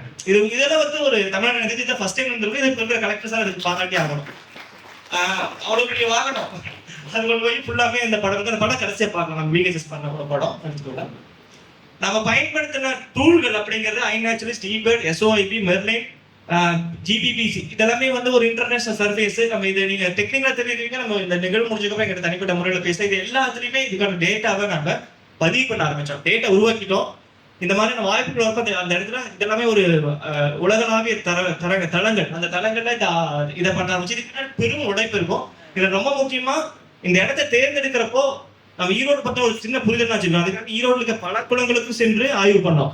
நம்ம தப்பான இடத்தை எடுத்துட்டு போய் ப்ரோபோஸ் பண்ணி அதை மட்டும் காப்பாற்றிக்கணும், அதை விட ஒரு நல்ல இடம் அதை காப்பாற்ற முடியாம போயிருக்கோம் அப்படிங்கிறத ரொம்ப தெளிவா இருந்தோம். அந்த ஸ்டடியோட அடிப்படையில் இதெல்லாமே பண்ணியிருக்கோம். இதுதான் நம்ம பின்பற்றின வழிமுறைகள். குறிப்பா அந்த வழிமுறைகள் அப்படிங்கிறது ஃபர்ஸ்ட் எக்காலஜிக்கல் அண்ட் ஹேபிடேட், சூழலியல் மற்றும் வாழ்விட ஆய்வு, தொடர் ஆய்வுகள், பல வெளிநாடு மற்றும் உலகளாவிய தள ஆய்வுகளில் பங்கேற்பது, சர்வேஸ்ல பங்கேற்பது, மக்கள் அறிவியல் தளங்களை பயன்படுத்துவது, அதை ஒரு கம்பேரிட்டிவ் ஸ்டடியா பண்றது, அதை வச்சு ஒரு ஹோலிஸ்டிக் ரிப்போர்ட் உருவாக்கி இது ஒரு புறம். இதை பேஸ் ஒர்க். இந்த டேட்டா பண்ணதுக்கு அப்புறம் இந்த டேட்டா மக்களுக்கு கொண்டு போய் சேர்த்துறதுக்கு இயற்கை நடைகள் தொடர்ந்து உள்ளூர் மக்கள், பள்ளிகள், ஆசிரியர்கள், யாரெல்லாம் வராங்க பண்றது, அரசு அதிகாரிகள், இது இவங்களோட மட்டும் தமிழ்நாட்டுக்கு பல பேர்த்தையும் உள்ள கூட்டிட்டு வரணும். இது ஒரு கை சேர்ந்து எடுக்கக்கூடிய விஷயம் கிடையாது. எல்லாமே சேர்ந்து பண்ற விஷயம். செய்திகளா இருந்து வனத்துறை உள்ள கொண்டு வருது. இதெல்லாம் வந்து ஒரு ஸ்மூத் போய் ஒரு பிரச்சனை வர சமயத்துல பல பேர் கூட இணைகிறது. சத்யசுந்தரி அம்மா இந்த மாதிரி பல கட்சிகளுடைய தோழமைகளோட நம்ம இணைஞ்சு செய்திகளை வந்து ஃபர்ஸ்ட் முறையா அரசுக்கு தெரியப்படுத்துவது, உள்ளூர் பிரதிநிதிகளுக்கு, executive officer, president, MP, MLA அந்த மாதிரி மனிதர்களுக்கு தெரியப்படுத்துவது, அரசு சட்ட ரீதியா நடத்தக்கூடிய கிரீன் கமிட்டி மீட்டிங் இந்த மாதிரி விஷயங்கள் பண்றது, ரைட் டு இன்ஃபர்மேஷன் ஆக்ட்ல கேள்விகள் கேட்பது, பிரச்சனைகள் நிறைய வந்து என்ஜிடி போறோம். என்ஜிடி சில விஷயங்கள் நாங்கள் எடுத்துட்டு போயிருந்தோம். பேசிக்கா ஒரு பிஹெச்எஸ் அறிவிக்கணும் அப்படின்னா என்னென்ன தேவை அப்படிங்கிறது இது அரசு வெளியிட்டது தான். ஃபர்ஸ்ட் அந்த எந்த இடத்த நீங்க அறிவிக்கணும்னு நினைக்கிறீங்க, அது டிஸ்ட்ரிக்ட், மாவட்டம், தாலுக்கு, அது வந்து வில்லேஜ் பஞ்சாயத்தா டவுன் பஞ்சாயத்தா, நம்ம மக்கள் அதாவது இப்ப இருக்கிற தலைமுறைகிட்ட அவங்க ஊர் வில்லேஜ் பஞ்சாயத்தா டவுன் பஞ்சாயத்தான் கேட்ட கூட தெரியாது, எம்எல்ஏ பேர் கூட தெரியாது. அந்த அளவு தான் இருக்கும். ஆனா அதெல்லாம் மாறும். இப்ப நாங்கெல்லாம் மாறு எங்களுக்கும் 5 ஆண்டுக்கு முன்னாடி கேட்டது எங்க ஊரை வில்லேஜ் டவுன் தெரியாது, இப்ப ஓரளவுக்கு தெரியும். இதுல குறிப்பா சர்வே நம்பர், இந்த சர்வே நம்பர்லாம் வந்து என்ன வெப்சைட் டிஎன்ஜிஐஎஸ் அப்படிங்கிற ஒரு வெப்சைட் இருக்கு. அந்த வெப்சைட்ல போய் பாத்தீங்கன்னா நீங்களே சர்வே நம்பர் எடுத்து யார்ட்டையும் கேட்டுக்க வேண்டியது. இப்ப அந்த அளவுக்கு தரவுகள் வந்துருச்சு. அதுக்கப்புறம் யார் இதை வந்து பிஹெச்எஸ் அறிவிக்கிறாங்க, கலெக்டருடைய ரெக்கமெண்டேஷன் வேணும். அது ரொம்ப ரொம்ப முக்கியம். இங்க நம்ம வனத்துறை வந்துக்கு ஒரு லிமிடெட் பவர் தான், டிஸ்ட்ரிக்ட் கலெக்டருக்கு மேஜர் பவர். டிஸ்ட்ரிக்ட் கலெக்டரோட ரெக்கமெண்டேஷன் வந்துருச்சு அப்படின்னா அது ஈஸியா அடுத்த கட்டத்துக்கு நகர ஆரம்பிக்கும். அவரோட ரெக்கமெண்டேஷன் ரொம்ப ரொம்ப முக்கியம். அதுக்கப்புறம் அந்த இடம் வந்து யாரோட பேர்ல இருக்கு, பிடபிள்யூடி பேர் இருக்கா, உள்ளூர் பேர் இருக்கா, தனியார் நபர் பேர் இருக்கா, இதெல்லாம் தெரிஞ்சுக்கிட்டு அவங்களுடைய ஒப்புதல் வேணும். இப்ப இந்த இடத்துல பொறுத்த வரைக்கும் 100 ஏக்கரா கீழே இருந்தங்காட்டி அந்த பிடபிள்யூடிக்குள்ள போல, பிடபிள்யூடிக்கு போயிருந்ததுன்னா அவங்களுடைய ஒரு அப்ரூவல் வேணும். அதாவது கீழே போட்டிருப்பாங்க ஹெச்ஆர்என்சி இருந்தாலும் நாகமணிக்கு வந்து ஹெச்ஆர்என்சிட்ட கிளியரன்ஸ் வாங்கணும். இது பின்னாடி நிறைய சிக்கல் இருக்கு. இடத்துக்கு வந்து இது என்னன்னா இந்த ப்ராசஸ்ல வந்து ஒரு கட்டத்துல அரசு வந்து முறையா வந்து சர்வே பண்ணணும். சர்வே பண்ணவே இல்லை. எங்க கடைசிக்கு நாங்க வந்து ப்ரொபோசலாம் கொடுத்துட்டோம், சர்வே பண்ண இடத்துல நின்றுடுச்சு. அது சில காரணங்களால் நிறுத்திட்டாங்க வச்சுங்களா, வேணாம்னு சொல்லிட்டு. அப்போ திருப்பி பேசிக்கிட்டே இருக்கிறப்போ கடைசிக்கு வந்து கலெக்டர் சார்ட்ட ராஜகோபால் சுந்தர் சார்ட்ட நம்ம ரைஸ் பண்றோம். அவர் உடனே வந்து எஸ்கலேட் பண்ணி அடுத்த பொங்கல் அன்னைக்கு வந்து பண்ணாங்க. 2025 பொங்கல் வந்து பண்ணாங்க. அப்புறம் ரொம்ப முக்கியமா பல்வேறு மேலாண்மை குழு பிஎம்சி வந்து அங்கே ஆக்டிவேட்டடா இருக்கணும். அப்புறம் பிஎம்சி வந்து அது ரெசல்யூஷன் போடணும். பிஎம்சி பல்லூர் மேலாண்மை குழு உருவானதுக்கு அப்புறம் அந்த மக்கள் வந்து எங்களுக்கு இந்த இடம் வந்து பாரம்பரிய பல்வித்தலமா அறிவிக்கப்படணும் அப்படிங்கிற ரெசல்யூஷன், அதான் பேஸ் ரெசல்யூஷன். அந்த ரெசல்யூஷன் வந்து வில்லேஜ் பஞ்சாயத்தோ டவுன் பஞ்சாயத்தோ அவங்க அதை முன்மொழிஞ்சு அவங்க ரோட்ஸ்லயும் அதை ஏத்துக்கணும். இங்க இடத்துல பொறுத்தவரைக்கும் அது மிக முக்கியமானமோ. பிஎம்சி இது நம்ம தான் கட்டமைச்சது ஈஸியா போட்டுடலாம். ஆனா வில்லேஜ் இடத்துல வந்து 15 கிராமங்களுக்கு 15 வார்டு மெம்பர்ஸ் கவுன்சிலர்ஸ் இருப்பாங்க. அவங்க எல்லாத்தையும் ஒத்துழைக்கணுங்கிறதுக்கு ஒரு மீட்டிங் போட்டோம். அந்த மீட்டிங்ல தெளிவா எல்லாத்துக்கும் எக்ஸ்பிளைன் பண்ணி படம் போட்டு எல்லாத்தையும் காமிச்சு அப்ப இதான் காப்பாற்ற போறீங்க, காப்பாத்துறீங்களா இல்லையா கேட்கறப்ப எல்லாருமே வந்து ஒத்துக்கிட்டாங்க. அந்த புரிதல் உருவாக்குறது ரொம்ப ரொம்ப கஷ்டம். அதுக்கப்புறம் இந்த டேட்டாலாம் நம்ம ஃபர்ஸ்ட் ரெடி பண்ணிட்டோம் அப்படின்னா ப்ரொபோசல் வந்து ஒரு கட்டத்தில் ஈஸியாக போகும். கவர்மெண்ட் பொறுத்த வரைக்கும் சர்வே ரெக்கார்ட்ஸ் இது எல்லாமே எஃப்எம்பி ஸ்கெட்ச், சர்வே ரெக்கார்ட்ஸ், அடங்கல் ரெஜிஸ்டர் இதெல்லாமே வந்து எப்படி வாங்க முடியும் அப்படின்னா ஃபர்ஸ்ட் நம்மளே பாதி விஷயங்கள் இருந்து எடுத்துடலாம். இந்த டிஎன்ஜிஎஸ் இந்த மாதிரி வெப்சைட்ஸை வச்சு அடுத்து விஏஓட தொடர்ந்து பேச ஆரம்பிக்கணும், எக்ஸிக்யூட்டிவ் ஆஃபீஸரோட பேச ஆரம்பிக்கணும், கலெக்டர் மூலமா சில புஷ் கொடுக்க ஆரம்பிக்கணும். அடுத்து ஜிபிஎஸ், இங்க எல்லாமே இப்ப ஜிபிஎஸ் ஆயிடுச்சு. நீங்க என்ன எடுத்தாலும் நம்ம போன் எடுக்கிறதோட நோட் கேமரா எடுக்க தான் கேட்கறாங்க. லேட்டிடியூட் லாங்கிடியூட விஷயங்கள் தேவை. பவுண்டரி டிஸ்கிரிப்ஷன் அது ரொம்ப ரொம்ப முக்கியம். நிறைய இடத்துல குறிப்பா நம்ம மதுரை நண்பர்கள் இருந்தாங்கன்னா தெரியும், நம்ம இடையப்பட்டு யூஸ் பண்றப்போ அளவு தவறா கொடுத்துரும். வெறும் 150-200 ஏக்கர் கொடுத்தா 1500 ஏக்கர் கடைசியா, ஏன்னா நம்மளுக்கு தெரியாது அதோட மொத்த கொள்ளளவு. அப்ப அந்த டேட்டா ரொம்ப அழகா எடுக்கும். இப்போ வந்து நிறைய டெக்னிக்கல் டூல்ஸ் வந்துச்சு, நம்ம யாருமே டிபெண்ட் பண்ண வேண்டியதில்லை. Google earth, QGIS open source software, அது நீங்க எக்ஸ்ப்ளாய்ட்டிங்னா யார் வேணா பண்ணிக்கலாம். அதுல நம்மளுக்கு குறிப்பா மேகா இந்த மாதிரி 2-3 பேர் இந்தியன் இன்ஸ்டியூட் ஆஃப் GIS டெக்ராடூன்ல படிச்சவங்க, அவங்களோட எக்ஸ்பர்டீஸ் வந்து இதுக்கு ரொம்பவே ஹெல்ப்ஃபுல்லா இருந்துச்சு. பவுண்டரி டிஸ்கிரிப்ஷன், அதுக்கப்புறம் தான் உள்ள வந்து ஃப்ளோரா அண்ட் ஃபானா பல்லுயிர்கள், photographs of important, significance of site, additional இது எல்லாமே வந்து ஒரு ப்ரொபோசல் நீங்க சப்மிட் பண்ணலாம். இது எல்லாத்தையும் உருவாக்கிட்டு வனத்துறையிட்ட போய் கொடுக்கணும். அதை வந்து கலெக்டர் முன் முடிஞ்சு அவங்க வந்து ஸ்டேட் பயோடைவர்சிட்டி போர்டு அனுப்புவாங்க. இதுதான் குரோனாலஜி இடத்தோட பொறுத்த வரைக்கும். ஐயா சொன்ன மாதிரி கொரோனா காலத்தினால தான் நான் வந்தேன். 2020 மார்ச்ல வந்ததுன்னு நினைக்கிறேன் கொரோனா. அதுக்கப்புறம் ஏப்ரல் வந்தது, ஒரே மாசம் நாங்கள் போய் வேற வழிகள் நம்ம வீட்டுக்கு தங்க முடிய சுற்றி கொரோனா பரவ ஆரம்பிச்சங்காட்டி கிராமம் அங்கே போய் தங்கினேன். மேல வந்து ஃபர்ஸ்ட் தடவை நான் போய் பார்க்குறேன். ஏப்ரல் 22ல வந்து அந்த 20-22 வரைக்கும் கொரோனா பீக் இருந்த டைம். எப்பப்பெல்லாம் முடியுமோ அப்பப்பெல்லாம் போய் டாக்குமெண்டேஷன் பண்ணிட்டு. இதுக்கு முன்னாடி அந்த இடம் எப்படி எனக்கு தெரிஞ்சதுன்னா, ஜெகநாதன் சொல்லிட்டு ஒரு பறவைகள் ஆராய்ச்சியாளர் அந்த இடத்த வந்து ஈபேல போட்டிருந்தார். நான் சென்னை பள்ளிக்கண்ணையில் அதுக்கு முன்னாடி ஒரு 5 ஆண்டுகள் பணியாற்றிட்டு இருந்தோம். தொடர்ந்து இந்த மாதிரியான சின்ன சின்ன விஷயங்கள் பண்ணிட்டு இருந்தோம்.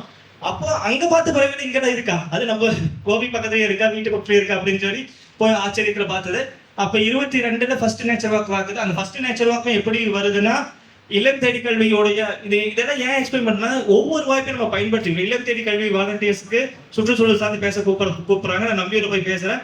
அதுல வந்த ஒரு பொண்ணு இந்த குளத்துக்கு பக்கத்துல சூரியபாளையத்தை சார்ந்த அனுஷிங்கிறவங்க அவங்க வந்துட்டு ஆனா இந்த மாதிரி எங்க ஊர்ல குழந்தைங்க இருக்காங்களா, நான் டியூஷன் எடுத்து கொடுத்துட்டு இருக்கேன், கொஞ்சம் எங்களுக்கு இந்த பறவை பாத்துல காமிக்க முடியுமான்னு கேட்கறாங்க. அவங்களுக்கு காமிக்கிறதுக்கு அழைச்சிட்டு வந்து அதை ஃபர்ஸ்ட் நேச்சுரல் வாக் அப்படி ஆரம்பிக்குது. அதுக்கப்புறம் அந்த நேச்சுரல் வாக் நான் அந்த முன்னாடி கொடுத்த இது ஜூன் 22 வந்து டிஎஃப்ஓக்கு வந்து மரம் வெட்டுறதுக்கு வந்து சத்யசுந்தரி அம்மா அம்மா ஞாபகம் நினைக்க உங்களுக்கு நம்ம தான் ஃபர்ஸ்ட் அந்த லெட்டர் கொடுக்குறோம். ஏன்னா லெட்டர் எதுவுமே நாம கொடுக்க மாட்டோம். இந்த மாதிரி பல பேர் அம்மா சேவா சக்திவேல், பிபி குண சேகரனையா இந்த மாதிரி பல பேர்த்தோடைய பங்களிப்போட தான் வெளியேந்து போவோம். அதுக்கப்புறம் 24/2023 மரம் வெட்டுறதை நிறுத்திட்டார் கலெக்டர். அதை முடிச்ச உடனே அடுத்த மாதமே வந்து அவர் வந்து ஃபீல்ட் விசிட் வந்து பாக்குறாரு. இந்த நான் வெட்டின டெசிஷன் கரெக்டா அப்படிங்கிறத அங்க உணர்ந்துட்டார். அவர் வந்து பாக்குறப்ப அந்த மரம் ஃபுல்லாவே பறவைகளுக்கு வந்துட்டு பறவைகள் நினைச்சுக்க. அப்போ வந்து அவருக்கு ஒரு என்ன மனசுக்குள்ள வந்துச்சுன்னா, I have taken a very good decision which has been helped to save a thriving hotspot. ஒரு நல்ல உயிர் சூழலை காப்பாற்றுறதுக்கு உதவுச்சுன்னு சொல்றது. அதுக்கு ஒரு கடைசி வரைக்கும் அது அந்த ஸ்டாண்ட் இல்லை. அவருக்கு நிறைய பொலிட்டிக்கல் ப்ரெஷர்ஸ் இருந்துச்சு. அதுக்கப்புறம் 2 மேல வந்து ப்ரொபோசல் நம்ம ஃபர்ஸ்ட் அனுப்புறோம். 30 ஜூன் வந்து ஈரோடும் காலநிலை மாற்றம் இதே மாதிரி ஒரு கருத்தரங்க. அந்த கருத்தரங்குல முதல்ல எலத்தூர் நாகமலை புத்தகத்தை வெளியிடுறோம். அந்த கருத்தரங்குல வந்து ஜனதா அப்போ. அதுக்கப்புறம் 9 ஜூலைல வந்து நாகமலைக்கு ப்ரொபோசல் கொடுக்குறோம். 7 அக்டோபர் 2024 வந்து எலத்தூர் டவுன் பஞ்சாயத்துல ரெசல்யூஷன் வந்து ஃபர்ஸ்ட் பாஸ் பண்ண வைக்கிறாங்க. அது வந்து பஞ்சாயத்துலேயே வந்து நம்ம பேசி ஃபர்ஸ்ட் பாஸ் பண்ணி வைக்கிறோம் டவுன் பஞ்சாயத்துல. அதுக்கப்புறம் வந்து 10 நவம்பர் 2024 நரசிம்மன் எல்லாம் வந்தாங்க, மரங்கள் வைக்கிறோம். இதெல்லாம் போயிட்டு இருந்த காலகட்டத்தில் 13 நவம்பர் தான் நம்ம பல்வேறு மேலாண்மை குழுவை உருவாக்குறோம். 7 டிசம்பர் வந்து கோபியுடைய எம்எல்ஏ அவர் வந்துட்டாரு. 28 டிசம்பர் 2024 நாகமலையில் இயற்கை நிலைகளை ஆரம்பிக்கிறோம். அதே ரிப்ளிகா. ஆனா எலத்தூர் அவ்வளவு தூரம் பண்ணுது, அதை எக்ஸ்பீரியன்ஸ் மூலமா இது சின்ன நிலை பண்ணாங்க. 28 ஜனவரி 2024 வந்து திருப்பி வந்து நம்ம கொடுத்த அந்த முன்னாடி சொன்ன அத்தனை டேட்டாவும் சேர்த்து இது கிட்டத்தட்ட 22 ஆரம்பிச்சு 24 வரைக்கும் உருவாக்குன டேட்டாவை 25 கன்சைஸா மாத்தி டிஎஃப்ஓ வந்து சிசிஎஃப் கொடுத்து அது கலெக்டருக்கு போய் போர்டுக்கு போகுது. அந்த டேட்டா முன்னாடி சொன்ன அத்தனையும் சேர்த்து. அதுக்கப்புறம் பாத்தீங்கன்னா 7 மார்ச் வந்து எலத்தூர் நாகமலைக்கு வந்து பிசிசிஎஃப் வந்து விசிட் பண்றாங்க. கூட மெம்பர் செக்ரட்டரி அவரே தான். அதுக்கப்புறம் 28 ஆகஸ்ட் வந்து notification of Elathur PHS first 28 August வந்து 29 ஆகஸ்ட் வந்து கெசட்ல அதை போடுறாங்க. 15 செப்டம்பர் வந்து அதை அறிவிக்கிறாங்க. இதுதான் எலத்தூருடைய ஒரு குரோனாலஜி. இதுக்கு பின்னாடி வந்து முடிஞ்சா ஓகே. இதுக்கு இந்த சொன்னதுக்கு பின்னாடி தொடர்ந்து அதை ஆவணப்படுத்திக்கிட்டே இருக்கணும். இது முன்னாடி சொன்ன எல்லா வேலையும் பண்ணிட்டு போது ரொம்ப இது என்னன்னா எதையும் கவர்மெண்ட் பொறுத்த வரைக்கும் ஸ்லோவா தான் ப்ராசஸ் நடக்கும். அந்த ஸ்லோவா நடக்கிறது நம்ம ஸ்பீடா நடத்துறது நம்மளோட ப்ராடக்ட்னஸ் தான். அதுக்கு உங்களோட எல்லா பக்கமும் நம்மளுக்கு நெட்வொர்க் இருக்கணும். அதுல குறிப்பா நம்ம இயற்கை நிலை அதுக்கு உதவுச்சு. இங்க கலெக்டரேட் ஆகட்டும், டிஎஃப் ஆஃபீஸ் ஆகட்டும், அப்போ கிரீன் ஃபெலோஸ் ஒருத்தங்க இருப்பாங்க. அந்த கார்த்திகேயன் ஒரு தம்பி இருந்தார். அவர் ரொம்ப அருமையா உதவுனாரு. அவர் ஏன் அதை உதவுனாருன்னா, அவர் அந்த இடத்துக்கு வந்து அந்த பாதுகாப்புன்னு அவர் உணர்ந்துட்டாரு. அதனால அது உணர்ந்தாரு. இதுக்கு பின்னாடி ஏகப்பட்ட பேரோட பங்களிப்பு இருக்கு. இது சூழலிவு மட்டும் கிடையாது. கலெக்டரேட்டோட பங்களிப்பு, வனத்துறை, எலத்தூர் பஞ்சாயத்து, உள்ளூர் மக்கள், கிரீன் தமிழ்நாடு மிஷன், எஸ்டிஆர் உடையது, சுற்றுச்சூழல் மன்றம் அது ரொம்ப முக்கியம், தமிழ்நாடு அரசு பள்ளிக்கல்வித்துறை, NCC, people science forum, ebirds, SOV, bird count India, Tamil Nadu birds network, Pongal bird count, Asian, AWSCS, GBBC, iNaturalist அமைப்புகள் பொறுத்த வரைக்கும் குறிப்பா இதுலயும் நிறைய பேருக்கு தெரியாது. அம்மா பவானியோட நின்ட்டாங்கன்னு எனக்கு தெரிஞ்சு 23 வரைக்குமே தொடர்ந்து வாய்ச்சப்பட்டுட்டாங்க. ஒரு பிரச்சனை ரொம்ப போனதுக்கு அப்புறம் அம்மா வந்து சதீஸ்வரன் டாக்டர் வந்து எலத்தூர் பஞ்சாயத்து ஆஃபீஸருக்கு வந்து பேசுறாங்க. எப்ப இதெல்லாம் பண்ணக்கூடாதுன்னு சொல்றாங்க. அதுக்கப்புறம் தான் அந்த பிரச்சனை ஓரளவுக்கு சார்ட் அவுட் ஆக ஆரம்பிக்குது. ஓகே, இதுக்கு பின்னாடி பெரிய ஆட்கள்லாம் வராங்க, பெரிய அம்மாலாம் வருது, இவங்க வந்து சின்ன பையங்களா அப்படிங்கிறத பார்க்க ஆரம்பிக்கிறாங்க. அவங்களோட அப்புறம் சேவா அமைப்பு, திருப்பூர் நேச்சுரல் சொசைட்டி, அது நம்ம ஃபர்ஸ்ட் இருந்து அவங்க தான் நம்மளுக்கு டேட்டா நிறைய கொடுத்து, டிஎன்பிஎஸ் திருப்பூர், அப்புறம் தமிழ்நாடு சயின்ஸ் ஃபோரம் அறிவியலுக்கு போயிட்டாங்க. அவங்களும் வந்து ஒரு மாநில மாநாட்டில் அதுக்கு ஒரு தீர்மானம் போட்டு அதை வெளிக்கொண்டு வந்தாங்க. இந்த மாதிரி இதெல்லாம் பண்ணக்கூடாது. ஏற்றி அப்புறம் ஈரோடு கிரீன் ஃபவுண்டேஷன் நம்மளோட இதில் ரொம்ப முக்கியமானது தமிழ்நாடு பயோடைவர்சிட்டி போர்டு. அதில் குறிப்பாக டெக்னிக்கல் ஆஃபீஸராக இருக்கக்கூடிய தினேஷ், கலையரசன் அண்ணா, அதுக்கப்புறம் அதில் இருக்கக்கூடிய அனைவருமே ரொம்ப சப்போர்ட்டிவாக என்ன குவரி கேட்டாங்கனாலும் அதை உடனே தெளிவுபடுத்தினாங்க. அவங்களோட பங்களிப்பு இல்லைன்னா இதை இவ்வளோ தெளிவாகவும் அழகாகவும் இவ்வளவு எளிதாகவும் சீக்கிரமும் பண்ணியிருக்க முடியாது. இதில் கண்டிப்பாக அவங்களுக்கு ஒரு மிகப்பெரிய பாராட்டும் பங்களிப்பும் இருக்குது. சுற்றுச்சூழல் மன்றம், குறிப்பாக இதில் கீதாக்கா பற்றி நம்ம இங்கே சொல்லி ஆகணும். சுற்றுச்சூழல் மன்றத்தோட ஈரோடோட கோஆர்டினேட்டர். அவங்களுடைய முயற்சியில் தான் பல பள்ளிகளுக்கும் ஆசிரியர்களுக்கும் இது குறித்து தொடர்ந்து எடுத்துகிட்டு போக முடிஞ்சது. அதோட தமிழ்நாடு அரசோடைய இல்லம் தேடி கல்வியோட வாலண்டியர்ஸ்க்கும் அதை ஒருங்கிணைச்ச சாந்தி அக்காவுக்கும் இங்கே மிகப்பெரிய பங்களிப்பு இருக்குது. அவங்களுக்கும் இந்த இடத்துல நம்ம நன்றி செலுத்திக்கிறோம். இறுதியாக சூழறிவம் குழுவோட பங்களிப்பு அப்படிங்கிறது மிகவும் முக்கியமானது. அதில் குறிப்பிட்டு சொல்லணும்னா நவீன், கேசவ், சதீஷ், ஜனா, பிரகாஷ்னா, சந்தோஷ், துர்காக்கா, ரவி இவங்களோட பங்களிப்பெல்லாம் இல்லைன்னா இது சாத்தியமே ஆயிருக்காது. இவங்க எல்லாத்துக்கும் ஒரு மனமார்ந்த நன்றியும் இந்த இடத்துல நம்ம பகிர்ந்துக்கிறோம். இதுக்கு கீழ இருக்கிற எல்லாருமே இதுக்கு பங்களிச்சிருக்காங்க. முடிஞ்ச வரைக்கும். ஒருத்தர் 2 பேர்லாம் கிடையாது. இத படிச்சு பார்த்தோம்னா ஒரு பெரிய லிஸ்ட் வரும். இவங்க எல்லாருமே இதுக்காக பங்களிச்சிருக்காங்க. இதோட நாம நிக்க கிடையாது. இந்த வேலை வந்து தொடர்ந்து பண்ணிட்டே தான் இருக்கு. நல்லா ஞாபகம் வச்சுக்கிறோம். நிறைய பேர் நான் என்னோட அனுபவத்துல பார்த்தது, ஒண்ணு அச்சீவ் பண்ணிட்டோம் அப்படின்னா அதோட நின்றோம். அது வந்து அது இப்ப எனக்கு அந்த பிரஷர் இருக்கு. அவங்களோட வாழ்க்கை சூழ்நிலை அந்த மாதிரி இருக்கு. எலத்தோர் அச்சீவ் பண்ணது ஒண்ணுமே கிடையாது. இது ஒன்று விஷயம். இந்த பிஹெச்எஸ் வந்திருக்குங்கிறது ஒரு ஒரு ஒரு ஸ்டார்டிங் பாயிண்ட் தான். இந்த மாதிரி ஐயா பேசுற மாதிரி கிளைமேட் சேஞ்ச், அதுக்கு பின்னாடி இருக்கிற பெரிய பெரிய விஷயங்கள் எல்லாமே நம்ம பண்ணணும்னா தொடர்ந்து இயங்க வேணும். இதுக்கு பெரிய மக்கள் பங்களிப்பு இருக்கணும். அப்போ இப்ப தொடர்ந்து அதுல ஹில்லாக்ஸ் ஒர்க் பண்ணிட்டு இருக்கோம். அந்த ஹில்லாக் வந்து நாகமணி வாங்கிட்டோம். நாகமணி மாதிரி ஈரோடுக்குள்ள 20 ஹில்லாக் இருக்கு. எனக்கு வாசிடலாம். ஓகே. நாகமணி மாதிரி நிறைய ஹில்லாக் இருக்கு. இப்போ அப்ப ரீச் அவுட் பண்றப்ப நிறைய ஹர்டில்ஸ் வருது, வாட்டர் மிக்ஸ் வருது. அப்போ அந்த மாதிரி பண்ணலாம். பள்ளிக்கணி மாஸ்டர் இருவன்குளம் வெட்லண்ட்ஸ் ஆஃப் காவிரி ஏதாவது பண்ணவாடி விட்டு இருந்தா ஹெரிட்டேஜ் ரீஸ் பண்ணிட்டு இருக்கோம். குறிப்பா அதான் என்னுடைய தொடர்பில் இருக்கு. நீங்க இதை பத்தி மேலும் தெரியணும்னா யாராச்சும் தொடர்பு பண்ணலாம். நம்ம சூழல் குறித்து அறிந்து கொள்வோம். இந்த வழியை பாதுகாப்போம்.